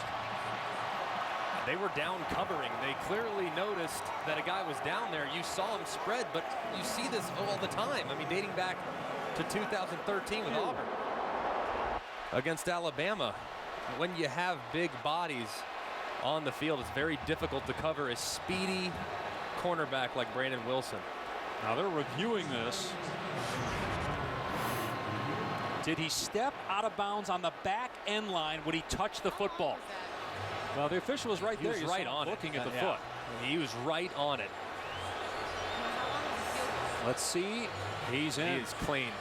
He's got at least a couple inches right there. And a pretty good catch by him, too. Very clear that this play will stand. Heads up by Tom Herman. An outstanding job by Wilson on the return. Officially a 100-yard kickoff return, or excuse me, missed field goal return for a touchdown, but that's basically 109 7/8.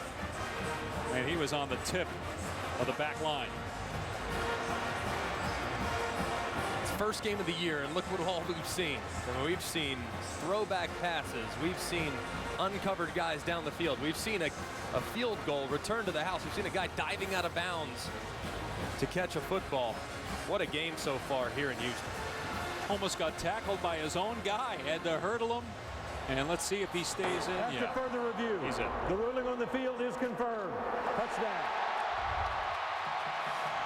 He had 2 kickoff returns, 2 rushing touchdowns, an interception for a score, and a fumble recovery for a score last year. And now he's got a missed field goal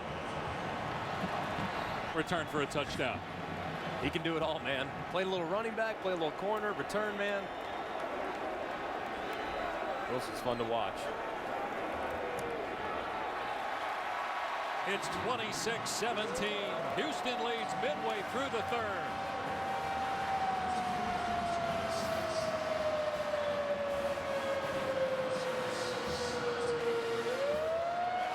Take a look at it. And look at, they're starting to cover down a little bit too late. That's why I said, Greg, are you sure they thought that there was a player under there? I stand corrected. I don't think they knew he was down there. I'm with you. I think that they realized it as soon as he caught it. Clearly in there. It was such a delayed reaction. It was. By Oklahoma. That's on the coaches. And they had a timeout before that to talk about it. The last missed field goal for a touchdown. Tyron Carrier, 2010 against Southern Miss. Houston did it a few years ago. Get Tom in here. Guys, what you've got to understand about a play like that is you're out personnel. The field goal protection team, they got to have the big guys to protect. The return team's got all the skill guys. So you got elephants on ice versus jackrabbits. There's no way you're going to cover that. And because of the celebration penalty, they kick off from the 20. Here's Mixon. Mixon runs into his own guy. Brought down to the 32-yard line. A decent starting field position for Oklahoma.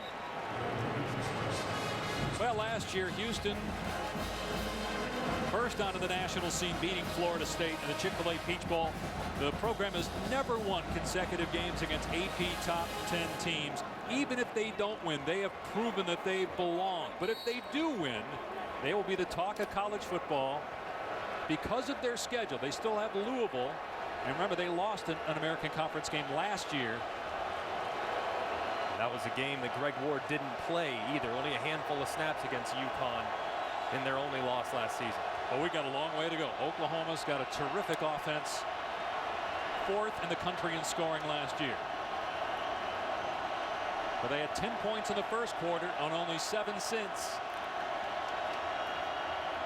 Here's Mixon, upended after a short game.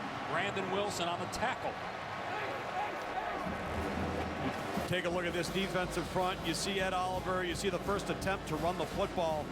But this program and what an Ed Oliver does to it, and you don't even have to leave the state of Texas.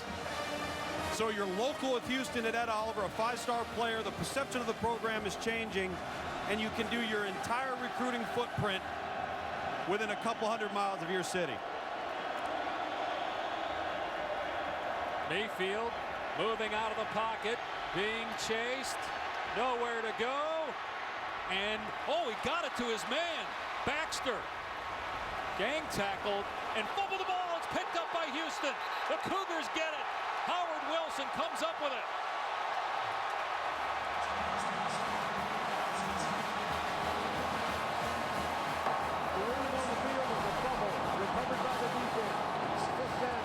Just a great play by Mayfield to keep the play alive and find Baxter, but then he couldn't hang on to the ball.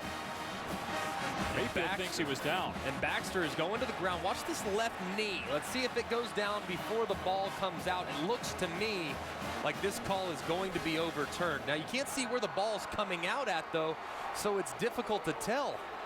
Remember, if the ruling on the field is a fumble and you can't see the ball clearly in possession, then they don't have enough video evidence to overturn it. If you can't see the ball, knees down right there. Can you see the ball clearly? The right arm still has the ball, and then you see it get jarred loose. The ruling on the field was a fumble recovered by the defense. The previous play is under further review. We have American Conference replay officials. Again, can you see the ball clearly enough to say with 100% certainty that that was not a fumble? Because the ruling on the field was that it is. You can see the ball in the right arm right there, knees down, and you don't see the football anywhere from any angle. It's got to stand, right? Based on the rules of replay, when you can't see the ball at all. Has to be indisputable video evidence. And when the ball is blind to the naked eye, you can't see it. It's impossible to know when that ball started to come out. So since the ruling on the field was in fact a fumble, I think this play might have a chance to stand. Luke, did you get a look at it down there from where you were standing as to how the ball came out and how fast it came out?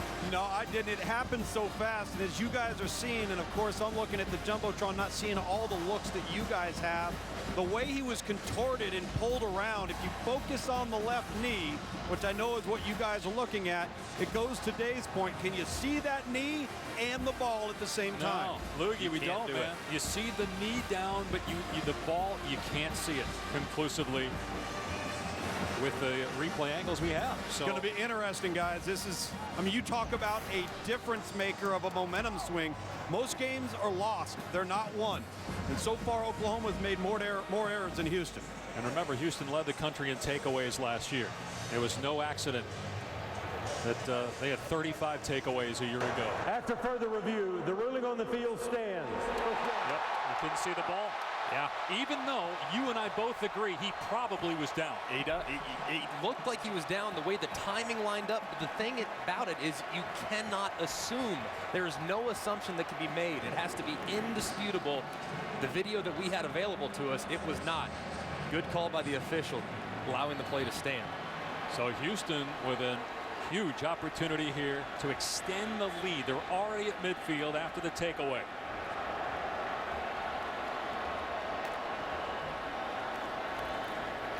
Ward will keep, and he'll get squashed. Charles Walker takes him down for a loss in the play. I'll tell you what, you got to give Oklahoma's defense a lot of credit. I mean, they've limited. They knew that the quarterback run game could really hurt them. Greg Ward has done very little on the ground so far.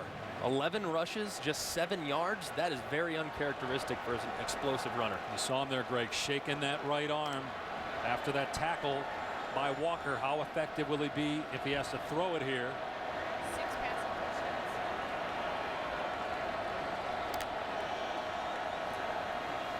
Option and a late pitch, but they ran out of room on the boundary.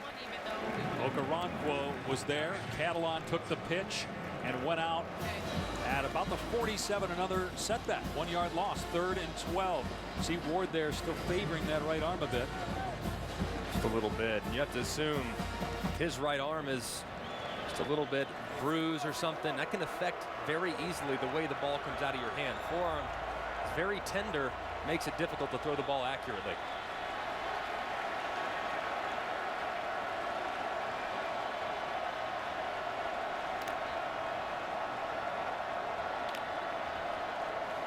Pressure coming from OU on 3rd and 12. Single coverage, and Dunbar is there. Dunbar at 100 yards in the first half. He gets a first down on 3rd and 12 here, a gain of 22. Going against Oklahoma's best corner on the back shoulder. It's impossible to cover. And Greg Ward has hit not one, but now 2 to Dunbar down the left-hand side on that exact throw. Big time pickup. And Greg Ward continues to excel on 3rd down in the field. And again, it's Greg Ward was considered primarily a runner last year. Even though he had 17 touchdown passes, he has really improved as a passer. And we're seeing it today. He's going to pump fake here, look downfield, air it out, dangerous throw, and almost picked off, if not for Chance Allen. The receiver made sure that Dakota Austin didn't pick it off. That was a great play by Chance Allen. I mean, this is about to be an interception. I mean, no doubt about it. Dakota Austin's about to come up with that football. Chance Allen playing a little defense. Well done. Save your quarterback there.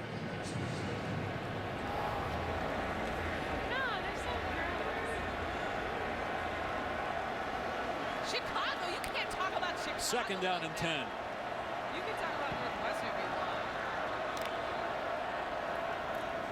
want. Ward will hand it off. Catalan driven to the dirt. Matt Romar, the nose guard, who spent most of training camp for Oklahoma on the sideline with a concussion, made the stop. Gain of only 2, another 3rd and long. Houston just picked up a 3rd and 12. Little look back. You see on 3rd down, trying to get the right play, trying to get Oklahoma defense to tip their hand. Now Major Applewhite going to dial up exactly what he wants here on an important 3rd down.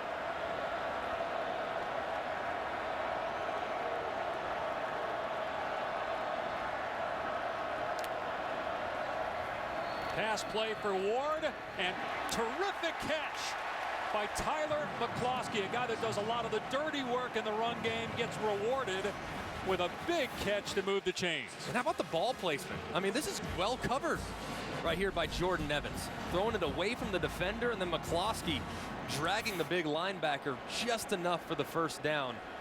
It's a big-time conversion for a guy that I don't think gets enough credit. 45, McCloskey. And that's 2 3rd down and long conversions on this drive after getting the takeaway at midfield. They're in the red zone now.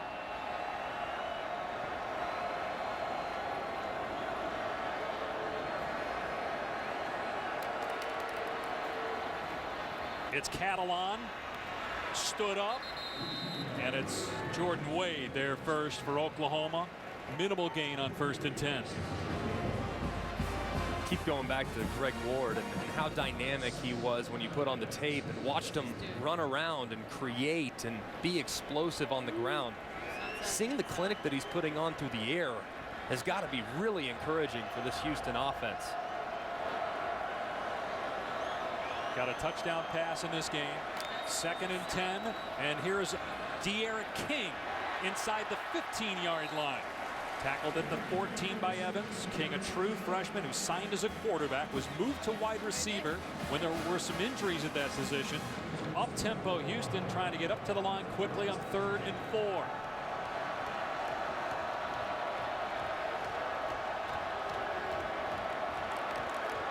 Here's Ward with a quick throw to the flat. They got numbers out there, and it's a 1st down for Chance Allen, fighting through an arm tackle.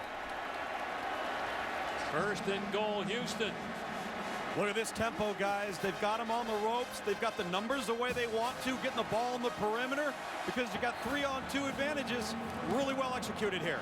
Here's Ward on the design quarterback run. Stiff arms one guy and can't get away from Okoronkwo. A loss of 4 back at the 13-yard line. It's a good job by Okoronkwo right there. He has made some mistakes in this game, no doubt, but he is still an explosive pass rusher. He's really good in the backfield. Look on the sideline right here. You look at. We're looking at the replay here to see if Okoronkwo. Man, oh man! I'll tell you what, he's got a big hold of that. That would have been another 15-yard penalty on Okoronkwo. We had the roughing the passer earlier that led to points at the end of the first half on the field goal drive. Instead, it's 2nd and goal from the 13-yard line. Ward throwing in the dirt. Pass intended for Chance Allen. You and Tom on SportsCenter detailed how Oklahoma practiced to get Ward. It didn't see a lot of it in the first half, but here in the second half, twice they've really hurt Houston by making plays on Ward in the pocket to get into the ground. We'll see what they do against him here on 3rd and goal.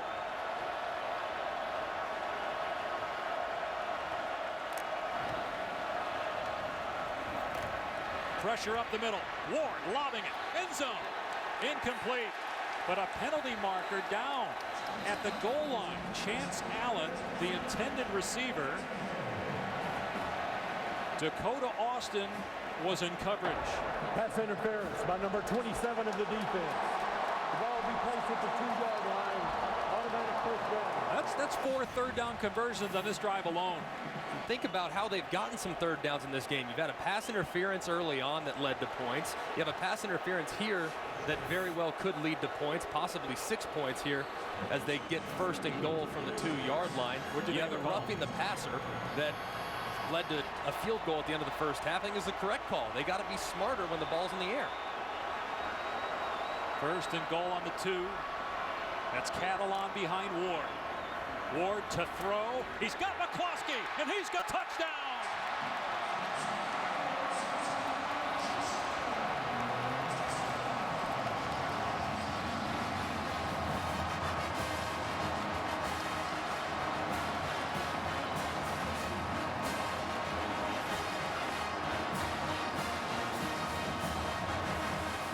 Greg Ward with 300 passing yards now. A pair of touchdowns. Houston with 4 3rd down conversions. A couple of 3rd and long conversions. Then the penalty giving him 1st and goal on the 2. And they score on the next play.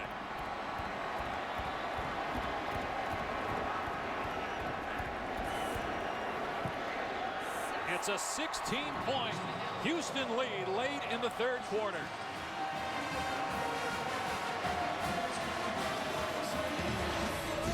Tyler McCloskey.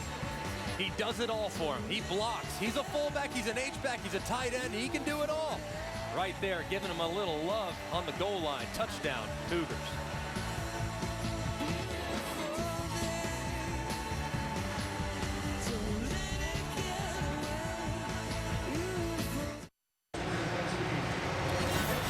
Tonight from Arlington, AT&T Stadium, #1 Alabama and USC, 8 Eastern, 5 Pacific. What does SC have to do to stay in that ball game against a loaded Crimson Tide team? Max Brown's got to stay with it himself. He has to be accurate with the football, throw the ball down the field. He's not elusive. He's not a runner. Alabama hasn't, at times, had trouble against a dual threat quarterback, so he's going to have to pick them apart through the air. He's going to have his hands full, though. This Alabama defense is as athletic as I've seen in Nick Saban's tenure. Do you agree with that, Tom? I do. I think they are tall and long on the perimeter. The 2 edge pass rushers are unlike anything they've had before. You could make an argument that if Carl Lawson stays healthy, you could have the 2 best pass rushers off the edge in college football in Tim Williams at Alabama, Carl Lawson at Auburn. I really like this Alabama defense. That's tonight on ABC. Up next from Lambeau, the first major college football game ever at Lambeau Field. Wisconsin and LSU. I love Lambeau. You get to Lambeau, it's like house, house, Lambeau Field, house, house. It's in the middle of a neighborhood. Here's Mixon straddling the goal line, crossing the 20. Oh, he gets crunched at the 25-yard line. Let's go to the studio. Thanks, Dave. Visit Houston studio update. And after throwing a pick on his first possession, JT Barrett has bounced back in a big way, tying the own school record of 6 passing TDs. He's also ran for 1. Buckeyes rolling up 56-10 in the third, guys. All right, Cassidy, and here it's a 16-point lead for Houston. As you watch Baker Mayfield take the field, keep in mind, last year, early in the season at Tennessee, Oklahoma trailed the Vols going into the 4th, and Mayfield led the Sooners back to win the ball game. Can he do it again here against Houston? They run P. Ryan, who was banged up earlier in the game. He gets a couple, and Oliver hit him first, but P. Ryan able to pinball off him for a couple yards. And don't you dare count out this Oklahoma team. Not with number 6 running the helm. I mean, he was second in the country in completion percentage in the 4th quarter last year. The bigger the stage, the more the adversity, the better Baker Mayfield plays. B. Ryan and Mixon in the game together here on 2nd down and 8. Mayfield with a ton of time. It's Andrews underneath. He'll be short of the first down with Howard Wilson in coverage. 3rd and about 3. It's a critical 3rd down right here. I think you got to get Baker Mayfield maybe outside the pocket, give him a run pass option. They have to have this right here to get some momentum. Mayfield rolling out with a defender right there, dumps it off, and it's a first down for P. Ryan. Stays in bounds. It's finally leveled out of play by Matthew Adams. P. Ryan, a guy that didn't catch the ball a lot out of the backfield, but they've thrown it to him several times here in this ball game. They move the sticks here with a pass to P. Ryan. It's a good call by Lincoln Riley. Get Baker Mayfield outside where he's comfortable. Get him moving. If no one's open, he still would have had the opportunity to possibly run for the first down. Huge pickup for the Sooner offense. Inside a minute to play here in the 3rd. Mayfield, Mixon's covered. Mayfield coming to the other side and throws it away. Jordan Smallwood was covered by Winchester. Smart play by the Oklahoma quarterback. Really smart. Sometimes the best play is throw it away. I mean, now that doesn't necessarily look great on the stat sheet for sure. I understand that, but if there's nothing there, don't make a bad play worse. Sometimes the defense wins. They're on scholarship too. Good play by Baker Mayfield, throwing it away and protecting 2nd and 10. Only 3 incompletions on the day for Mayfield. He was perfect in the first half. 2nd and 10 from the Sooner 47-yard line. And the play clock is down to 3. They're not lined up right. Play clock at 1. They have only 1 timeout. They get the play off Mixon. Reversing field. Great run by Mixon. Close to a first down. Boy, he is talented. He is so quick. I mean, one cut, he can run inside the tackles, he can run outside the tackles. The perfect complementary piece to Samaje P. Ryan in the backfield. What a 1-2 punch the Sooners have at running back. 3rd and a yard.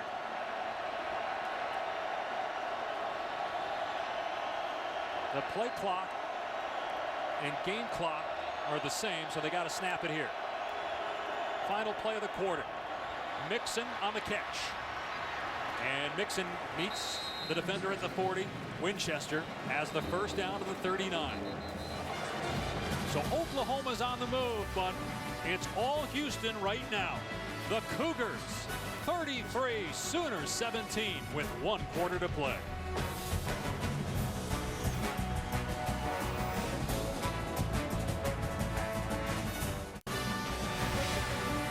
Welcome back to the Advocare Texas Kickoff, presented on ABC by Walmart. The National Championship Trophy presented by Dr. Pepper with us in Houston today on tour of all the Texas games this weekend. It'll be in Dallas tonight for USC, Alabama, Austin tomorrow for Texas and Notre Dame. Oklahoma was in the college football playoff last year. Houston hoping that if it wins today, yeah, we got a whole season to go, but everybody will be talking about if they were to win out, would a group of 5 team make the college football playoff? With a potential win over Oklahoma and Louisville, absolutely. First things first, Oklahoma on the move here inside the 40. And this could be a double pass. It is. Westbrook throwing it downfield, incomplete. He had Flowers. This one will haunt you. I've missed throws like this before, believe me. This one, D.D. Westbrook, I'll remember this one for a while. Just tried to steer it. Anybody that's learning the quarterback position at home, never steer it, just throw it. Got a little bit too cute. Didn't finish his throw as a result. A little bit too far for the intended wide receiver. A missed opportunity there. Houston's making the big plays. Oklahoma has been just off since that first quarter when they scored 10 points. Mayfield lost the ball. Houston's got it. Another turnover by the Sooners.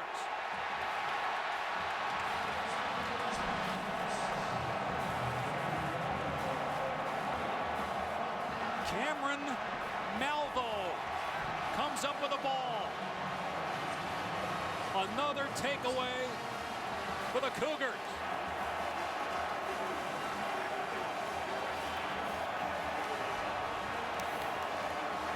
And look at this right here. Tried to step up in the pocket. It's a great hand right there from Tyus Bowser. And a great recovery from Cameron Malvo.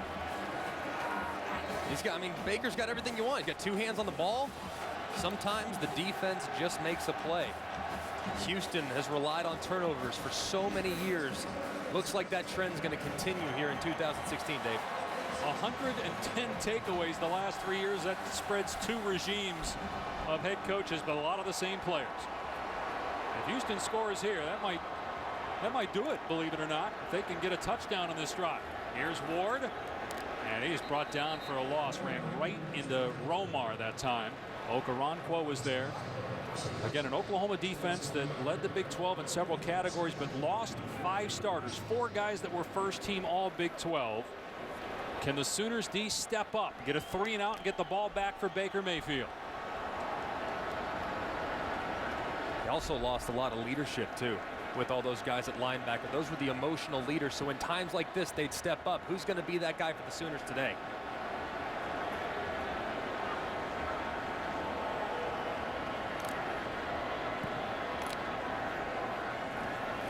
Ward to the air, throwing it downfield into single coverage, and the receiver stumbled. Dunbar tripped up as Jordan Thomas was covering him on the sideline. 3rd and 11. Just a little incidental contact right there. They try to work the deep ball to Dunbar once again. I mean, Dunbar's having a heck of a night. Just clicks his heels and goes down to the ground. Nothing you can do about that one. Just got to come back and play the next play. You got Jordan Thomas defending him. Thomas, one of the best corners, likely future first-round draft choice. Look at Ward's numbers on 3rd down, 9 of 10, 8 first downs. Pass a little behind Catalan on 3rd and 11. Turns it upfield and gets to midfield, and that's it. Cobb on the tackle, 4th down and 6. What a great job by this Sooner defense, man. That is a great, great job by that group. Sudden change, balls at midfield, all the momentum in favor of the Cougars. They come out 3rd, 3 and out, and now their offense is getting the ball back, Lugs. Here's the most important part, though. Get enough on offense to put Oklahoma in bad field position. Flipping field position here for Houston on defense might be the most important thing of that drive right there. Saw the Houston players turn to the punter and as if to say it's off. You wonder if they were maybe thinking about a fake there, if there's an option at all, the way they signaled to the punter. Roy gets off a great punt. Houston's down there. Oh, they had a chance to keep the ball out of the end zone. Isaiah Johnson unable to do so. Oklahoma and Baker Mayfield back at it, down 16 when we return. You're watching the American Conference on ABC. Representing the American today in a big way, the Houston Cougars leading Oklahoma. And time now. Aflac trivia question. The only former Broyles Award winner to win a national championship as a head coach is Gene Chizik. As an assistant at Auburn in 04 and won the national title as the head coach with Cam Newton in 2010. We have a pair of former winners of that award here. Lincoln Riley, the offensive coordinator for Oklahoma, and Tom Herman, the Houston head coach. Mayfield rolling out on first down. And his pass is caught by Jarvis Baxter, so a gain of 8 on the play. Right now, if you're Oklahoma, you just got to play it. I know it sounds so cliche, but you just got to focus one set of 10 yards at a time. Just think about 3 downs that you have to go 10 yards. It's all you have to focus on. Don't think about what the score is or anything else. Driven to the ground in the backfield is P. Ryan. Nobody blocked Nick Thurman, so they lose 4 on 2nd and 1. P. Ryan has just not been able to get going today, but we saw that last year when Dalvin Cook struggled to run the football. Only 31 rushing yards for P. Ryan. Granted, he missed a lot of time in the first half due to injury. And here comes big number 10. Nick Thurman, wore him out. Watch big number 10 right over the middle of the ball going against Jonathan Alvarez, who's making his first career start at center. Mayfield over the middle, broken up by Wilson, incomplete. Intended for Westbrook. Oklahoma down essentially 2 scores still. 2 touchdowns, a pair of 2-point conversions. We'll punt it here instead of going for it fourth down. Really well covered. I mean, there's nothing else to say. Well protected up front by the offensive line. No leakage and protection. You have guys running. It's just blanket coverage all over the place. Very difficult to hit a guy in stride and allow him to squeak out the back door when they're playing that close of coverage in the secondary. Line drive here. Dunbar signal for the fair catch. Pretty good field position for Houston when we come back. The AdvoCare Texas Kickoff, presented by Walmart, brought to you by AdvoCare. We build champions. Walmart. This season, celebrate game time with savings from Walmart. And in part by Buick, proud partner of the NCAA. Houston 33, Oklahoma 17. The AdvoCare Texas Kickoff presented on ABC by Walmart, part of Field & Stream Store's kickoff week. Terrific crowd. Remember that Houston does not play its home games here at NRG Stadium. They play on campus, a stadium that seats about 40,000. This one seats about 65. Good turnout by Oklahoma, but the Houston fans have been loud. And people that are clamoring for the Cougars to get into the Big 12 will be loud if they end up winning this game. Here's De'Aaron King on the loose, and he picks up 9 yards to the 46-yard line. I guess the rule is you don't count out Tom Herman. He's got really good players too, as we've seen. Again, the Navy game, Louisville last year, Florida State in the bowl game. Here's Catalon. Great play by Jordan Thomas. That's a huge stop. Make it 3rd down, about 4 now. Yeah, this is a Houston, but if you want to expand it 2 more games, how about the run that he put together at Ohio State as the offensive coordinator in 2014, beating Alabama in the Sugar Bowl with a 3rd-string quarterback. Tom Herman, look, he understands that he has a chip on his shoulder. This team has a chip on theirs. They're ready to earn their respect.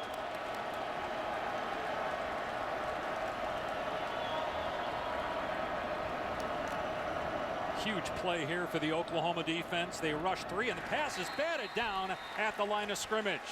So the Oklahoma defense, thanks to the hand of Charles Walker, might get off the field unless Houston goes for it on 4th down. I I don't think they will. I don't think it's a safe play, Dave. They're going to go ahead and kick it again. Field position will be pivotal here as the fourth quarter continues to wind down. And thank goodness for Oklahoma to get the hand up and bat the ball from the 5'11" quarterback there in Greg Ward. You have got to keep your offense on the field as much as you can this quarter, because nothing has gone right for Oklahoma on offense in the second half. Lugs, watching this Houston team, I mean, people that don't know them, you might not think they have the same level of talent as Oklahoma. That is starting to change with their most recent recruiting class, is it not? It totally is. They look like TCU on the hoof, guys. That's what they look like. On the punt return, out of bounds at the 25-yard line, Oklahoma will start the possession there, trailing by 16 points.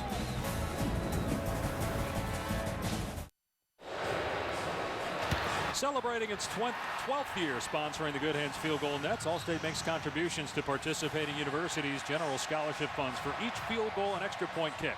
To date, Allstate has contributed millions in scholarship funds.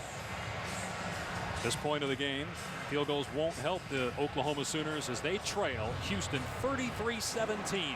We welcome you back to the Advocare Texas Kickoff, presented on ABC by Walmart as part of Field & Stream Stores Kickoff Week. Oklahoma with the football, 10.5 remaining. Dave Pasch, Greg McElroy, Tom Luganville. It's been all Cougars since the first quarter. Mayfield taking off and getting about 3 yards on the play.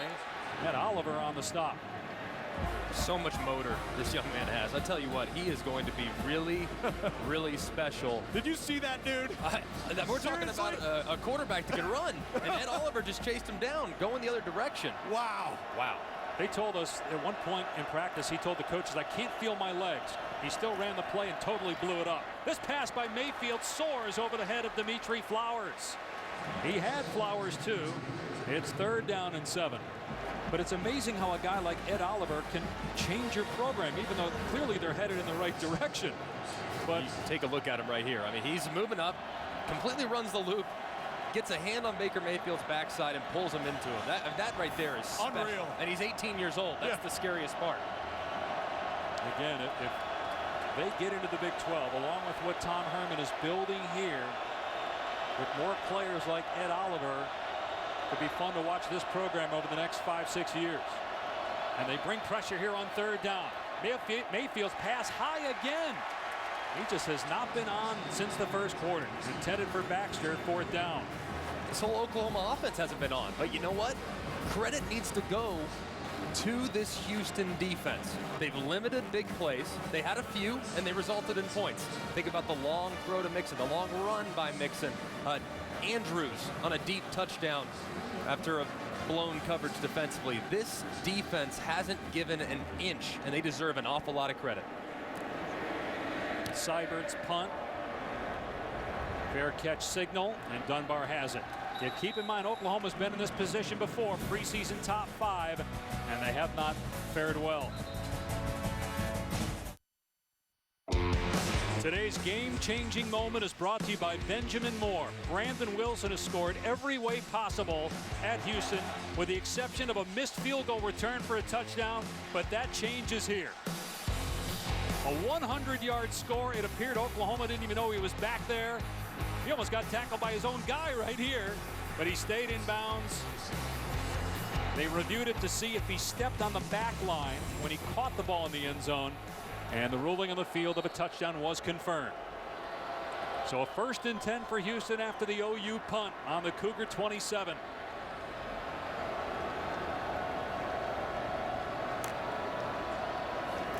And they're going to hand it off here to Catalon. No gain. Greg and Tom, if you're Major Applewhite, are you conservative now? No, you be you. You play with tempo, do what you need to do. Think back. Let's think back to the Peach Bowl, and you guys were there. They slowed the tempo, and Florida State got back into it. Luke, they're going to stick to what they do. Yeah, they've got to. I think, again, if they get a 1st down, you'll see fast tempo. And then they'll dial it back a little bit. So we're seeing them take advantage of the play clock right here with 17 seconds winding down. That's where they're changing. They're giving the illusion they can go fast, but also utilizing the clock. 2nd and 10, and Ward hung on to the ball. Okoronkwo tackles him. So he gains a couple. That was dangerous right there, trying to get the exchange with Catalon. He kept it. But it's a 3rd and long here. Can Oklahoma come up with another stop? Now I think without question, the ball needs to be in Greg Ward's hands right here. I mean, don't take a chance throwing the football. You wanted this clock to continue to run, and Greg Ward is the most explosive player on the field. He needs to have it with an empty set. I would anticipate a quarterback draw right here unless Oklahoma comes with pressure. Or they get the single back shoulder throw to the side, which has worked several times in this game. Dunbar has been the target in those cases. Ward on 3rd down, in trouble, sacked. Okoronkwo was back there first. Charles Walker in there as well. And the Sooners force another 3 and out to give the offense a chance. To what Oklahoma's defense has nothing to hang their hat about today. And they have played really, really good, especially in the second half. The adjustments they've made, they've contained Greg Ward on the running game. Greg Ward has negative yards rushing right now, which is remarkable considering he was a 1,000-yard rusher a year ago. He's had his opportunities. This Oklahoma defense has played a heck of a game. Dane Roy, a 27-year-old true freshman with just his 2nd punt of the day. And Baxter with a fair catch, and here's a flag. Isaiah Johnson interfered. That is going to put the ball near midfield for Oklahoma. You got to stay out of the way.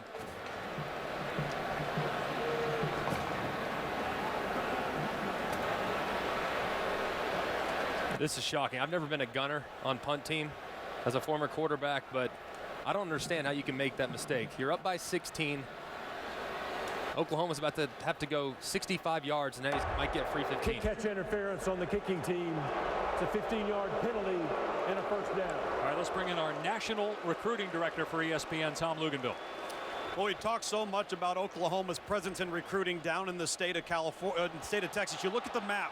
Of course, they're going to have a significant presence, but look at Houston the last 2 years under Tom Herman, and look at not only the players that have been signed in the classes out of the state, but also the players out of Houston and the immediate area. Now, we've heard some backlash for some Big 12 coaches that we've had discussion about expansion. Why do you think that is? I'll tell you why it is. Because in recruiting with the footprint, they could recruit their entire class here at Houston and not get on an airplane. That's amazing. As Mayfield steps up in the pocket and takes off across the 45. Here's a flag thrown in the backfield. And this is going to be on the Sooners. Holding number 74 on the offense. It's a 10-yard penalty and replay 1st down. So you take a look at this graphic. Now that's staggering. So what we've done is we've taken the last 2 classes, and if the kid came from Houston, that's 0 miles we calculated. And then the surrounding areas, and then the rest of the state, if you calculate all of their signees, the average is 32 miles away from campus. That's unheard of in recruiting, and this is a highly populated city, one of the reasons why it's very attractive for Big 12 expansion. And if the Cougars hang on, this win will speak loudly to a lot of people, including the playoff committee. Mayfield in trouble, somehow gets out of there. They finally corral him for a sack at the 37-yard line, and guess who? Ed Oliver, who we've talked about a lot. 5-star recruit. Look at the motor. Just watch him. I mean, he starts on a stun away. He makes sure the back doesn't get out too clean. And then, you know what? Let me go find this quarterback on the sideline. Let me get a hold of him. I want to get a sack. Ed Oliver, is just incredible at nose tackle. For an 18-year-old super freshman, he's going to be a handful for everyone he plays this year. 2nd down and 22. You'd have to think Oklahoma's 4-down territory with 6.5 to go. We got to hurry the play clock down to 2. Mayfield over the middle. Andrews dropped the ball. Pass might have been a little high, but normally sure-handed Mark Andrews unable to pull that one down. So it's 3rd down and 22. Are you with me? This is 4-down territory for Absolutely. Oklahoma? Yeah, 2-score game. You got to make sure you have enough time left on the clock if, in fact, you are unsuccessful on a 2-point conversion. If you score, especially with the way your defense is playing, And the way Houston can explode, you got to go for it here. But you got to get something here. You can't be in 4th and 22. They try to get something, a chunk with Westbrook, and they do out to the 49, or excuse me, the 44. So 7 yards, but it's 4th and 15, and Oklahoma will go for it here. I'm trying to rack my brain. I think you got to find 25. Joe Mixon, who's going onto the field right now. I think he's going to be eaten up because I expect Todd Orlando, the defensive coordinator, to blitz right here. Therefore, the next best target, find number 11, D.D. Westbrook. He's alone at the top in one-on-one coverage. Mayfield on 4th and long. Everybody covered. Mayfield looking, takes off, but no way. He loses the ball. Mixon picks it up. Now Mixon running back at the 30-yard line. And he's drilled at the 29 by Howard Wilson. The Cougars will take over on downs inside the Sooner 30. Let's go to the studio and check in with Cassidy. Thanks, Dave, and what no doubt will be one of the best stories of the day. Cancer survivor James Conner in his first game back, delivering a stiff arm for one of his 2 touchdowns so far today. Pitt up 14-0 over Villanova at the half, and coming up at 3:30 Eastern on ABC, Leonard Fournette and LSU taking on Wisconsin in the first ever major college football game at Lambeau Field. Dave, Greg? Be interesting to see if Wisconsin can stay in that ball game and just how good LSU's offense is this year. Yeah, you think about Dave Aranda now, the defensive coordinator from Wisconsin, now the defense coordinator at LSU. I wonder how much he knows about that Wisconsin offense. I'm looking forward to seeing his debut for the Tigers of LSU. From the Sooner 30-yard line, here's King. He's inside the 20-yard line and pushed out of bounds at the 15. Take a look at our Pacific Life game summary with 5.5 remaining here in the 4th quarter. The big play, obviously, the missed field goal return for a touchdown. And Oklahoma had a big drive in that first quarter, and they have really done nothing on offense since. Yeah, I mean, it's just been big plays for Oklahoma. They haven't been able to consistently sustain drives offensively. Baker Mayfield hasn't played a bad game, but they haven't been able to attack in the run game. This Houston defense has been tenacious. I am so impressed with this bunch and how athletic they are. There's Catalan pushing the pile. The clock continues to run. And if you're an Oklahoma fan, you've seen this movie before. Your preseason top 5. You have all the hype. You're coming off a playoff appearance. And you struggle out of the gate. And look, if I'm Oklahoma, if I come up short in this game, still have 11 games against the Power 5 schedule, a 9-game Big 12 schedule. Plenty of meat on the bone to get back in the conversation, including a non-conference game against Ohio State in a couple weeks. This Oklahoma team, you better not count them out just yet. Well, they clearly got some work to do on defense. Offensive line, more than anything else. Right. That offensive line has got to come together. And how healthy is Pirine the rest of the way? Here's Catalan running through defenders, pushing the pile, and down to the 1-yard line. Houston about to provide the dagger with 4:15 on the clock and a 1st and goal. They go up tempo. Oklahoma not lined up. Had trouble with the handoff. The ball is fumbled into the end zone. Oklahoma has it, it would appear. It's a touchback. Oklahoma has possession in the end zone. A turnover on the goal line by Houston with 4:03 to go. Wow. Why do you do that, guys? Just hand the ball off. Makes no sense. On the goal line, 1-yard line, Oklahoma's hands on their hips defensively. They're worn out. They're gassed. Why have a zone read right here where the quarterback has a 50-50 option? Unbelievable. This can only end poorly. You give it because you have 3 downs to score, maybe 4 if you want them. Run the ball downhill. Hand it off and walk away. Will Johnson recovered it. You see Catalan, if he recovers, it's a touchdown. But Will Johnson pounced on it first. It'll be Oklahoma ball on its 20-yard line. Here's the only thing. I mean, we see that so often, though. I mean, they do it every single day. They don't drop the ball very often. And it's not like it's something that's that they're not doing throughout the whole game. So why at the 1 yard line?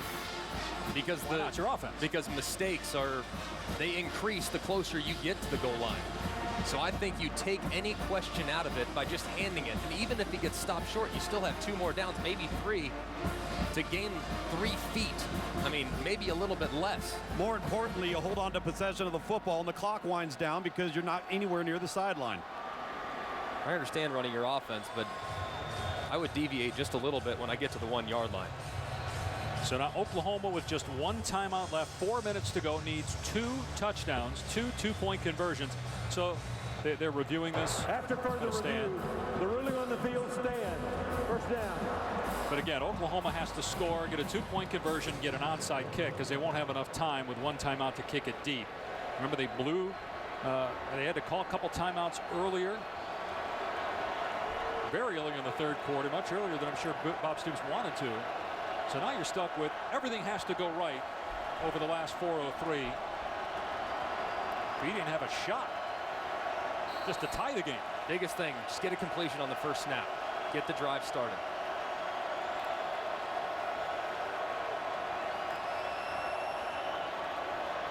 Mayfield to the sideline, a sliding catch made by A.D. Miller inbound, so the clock moves.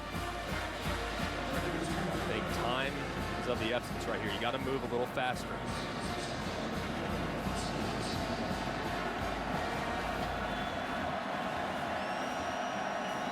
And the clock will stop if Oklahoma gets a first down. A lot of time off the play clock here for the check. They see the blitz off the right-hand side, so they're trying to get to it, but valuable time coming off. And 30 seconds between snaps, essentially. Mayfield, a strike to Westbrook, who's free. And Westbrook slammed to the turf. The clock will stop as they move the chains out to the 47 with 3:19 to play. At this point, maybe a double move with D.D. Westbrook, maybe a slant and go, something to try to steal one. A few plays into the drive, this is when you might take a chance to go downfield. Mayfield pumps to the sideline, and it's incomplete. And that's a good thing for Oklahoma that it was, because he appeared to be inbounds. And had he caught that, the clock would be running right now instead of it just being 2nd and 10. I'll be honest with you, Baker Mayfield's shoulder, his left shoulder went up, which makes me think he was trying to throw the ball deep. Westbrook sat it down, though. Maybe they weren't on the same page. It looked like they were trying to take a shot there, possibly. With the only really, truly experienced receiver coming back, Baker Mayfield trying to find him here in an important situation. Mayfield to Mixon out in space. But man, again, Ed Oliver, the 300-pounder, out there covering a running back on a swing route. The guy's like an amoeba. He's everywhere. He just takes over the field. Hey, fellas, we'd be remiss if we didn't talk about the defensive secondary for Oklahoma. This was a team that lost every starter, including a first-rounder on the back end. They had led the country in forced turnovers, and a big percentage of that came from the secondary. They've done a remarkable job outside of the opening throw to Joe Mixon. You're absolutely right. This Houston secondary has been outstanding today. Mayfield. Again, everybody covered. Mixon on the dump off. He runs through the arms of Garrett Davis. They stop the clock with the ball at the 39. Yeah, William Jackson was a first-round draft pick, late first-round pick. And as you guys watch film, I know you were uncertain. I think everybody was, including the coaches, about how this group would come together. But they were the bright spot on defense of training camp, according to the coaches. Mayfield looking for somebody to come open. It's Geno Lewis. Clock will stop again. 2:23 and counting. Once they reset the ball, ball is on the 25 of Houston. Mayfield with time. Now the pocket collapses, and the pass is out of bounds. Mayfield got leveled by Matthew Adams. And they're bringing pressure. I mean, that's pretty amazing when you think about it. It's a 2-minute situation. It's huge, important downs. And you're able to call blitzes on the fly. Todd Orlando is. They practice these blitz schemes over and over and over again. He says, look, blitzes are our base defense. So they're very comfortable running them in these situations, and not a lot of teams are. So a lot of credit should go to this defensive coaching staff for the Houston Cougars. So Houston calls a timeout. 2:13 to play in the fourth quarter. Looking at this week's college football rankings, brought to you by Goodyear, the AP Top 10. If Houston hangs on, I'll bet we'll see Houston in there next week. You guys see another potential upset? Auburn at home against Clemson, perhaps? Ole Miss over Florida State, or no? Do you see chalk? Notre Dame going to Austin to face the Longhorns. I think the Longhorns steal a win right there. Shane Buechele is going to be the starting quarterback, and I bet he plays well in a big upset tomorrow for Charlie Strong. Mayfield on 2nd and 10, throwing it deep into the end zone.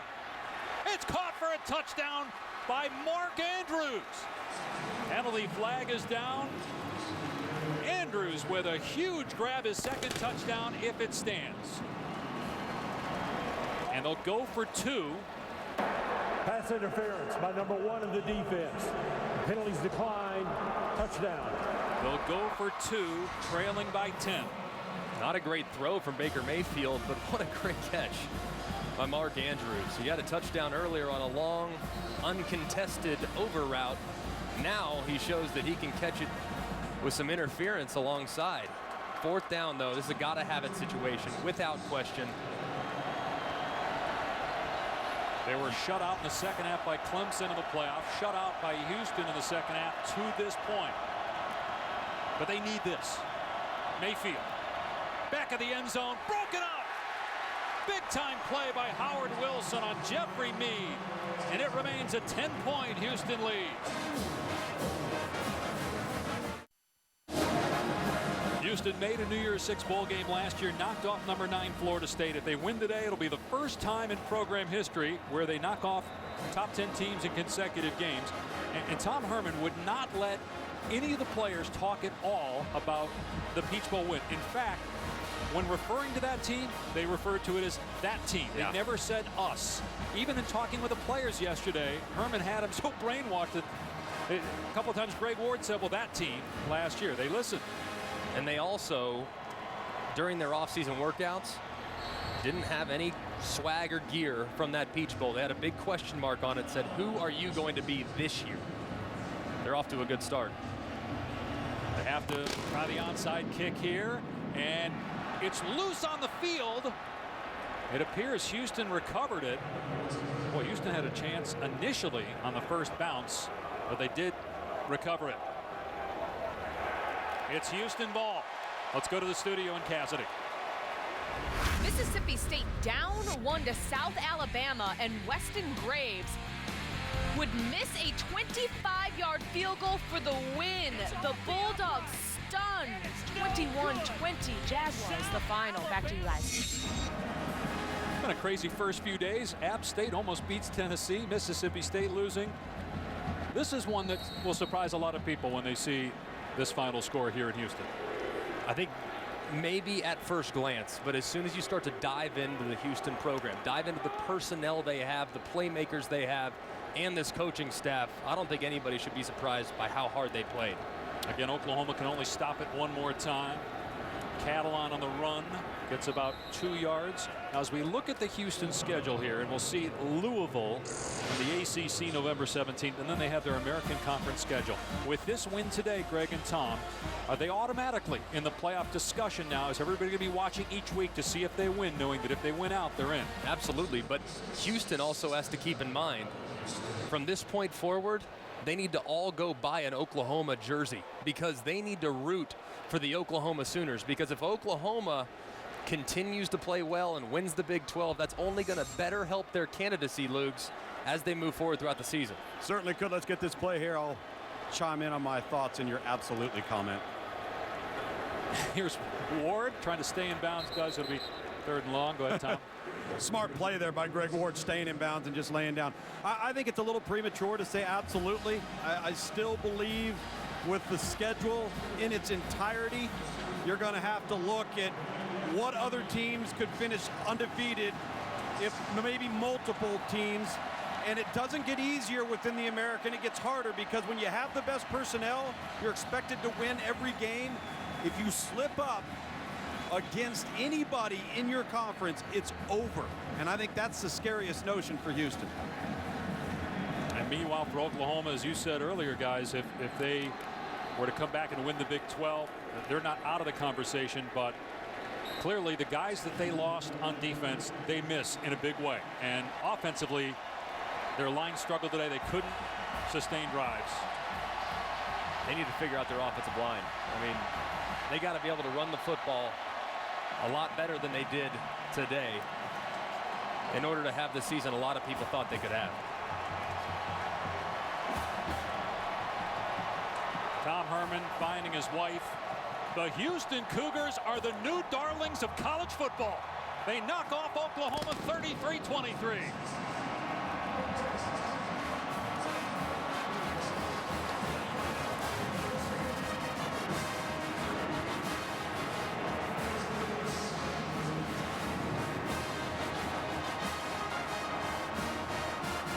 They surprised people last year beating Florida State. For the most part, they handled Oklahoma today.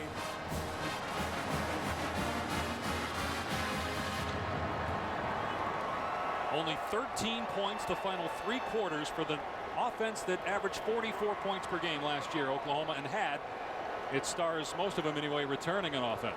And if you look at their offense, it was all big plays. This defense for Houston, unbelievable. Here's Tom. Well, Coach, you shocked the world once again. Now this is becoming routine. It's not becoming exception. What do you have to say about your kids today? They play really hard and they play for each other. There's a genuine love on this football team. The game should have been over. We put the ball on the carpet, and not one defensive guy, not one, was hanging their head. They say, we got you, offense, and they came through.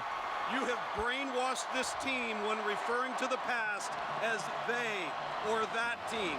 Could you argue that this is one of the most coachable teams you've ever had? Very much. Very businesslike. There's no pushback. The culture from day one was ingrained. There was no complacency. I absolutely love these guys, and we got to go get ready to play another one. Hey, go enjoy this with your guys. One heck of a job. Go Cougs. But the demeanor much different from Herman than it was at the end of last year when they beat Florida State. They still got 4 months of football left. An impressive win by Houston today. H-Town takeover is real. Anybody that's in this building, anybody that's watching at home, look at the support that this team has. And they can go really, really far. And I think that with the talent they have on this roster, they're going to have a chance to be really special. Coming up next from Lambeau Field, it is Wisconsin and LSU. For Greg McElroy, Tom Luganville, our entire outstanding ABC crew, I'm Dave Pasch.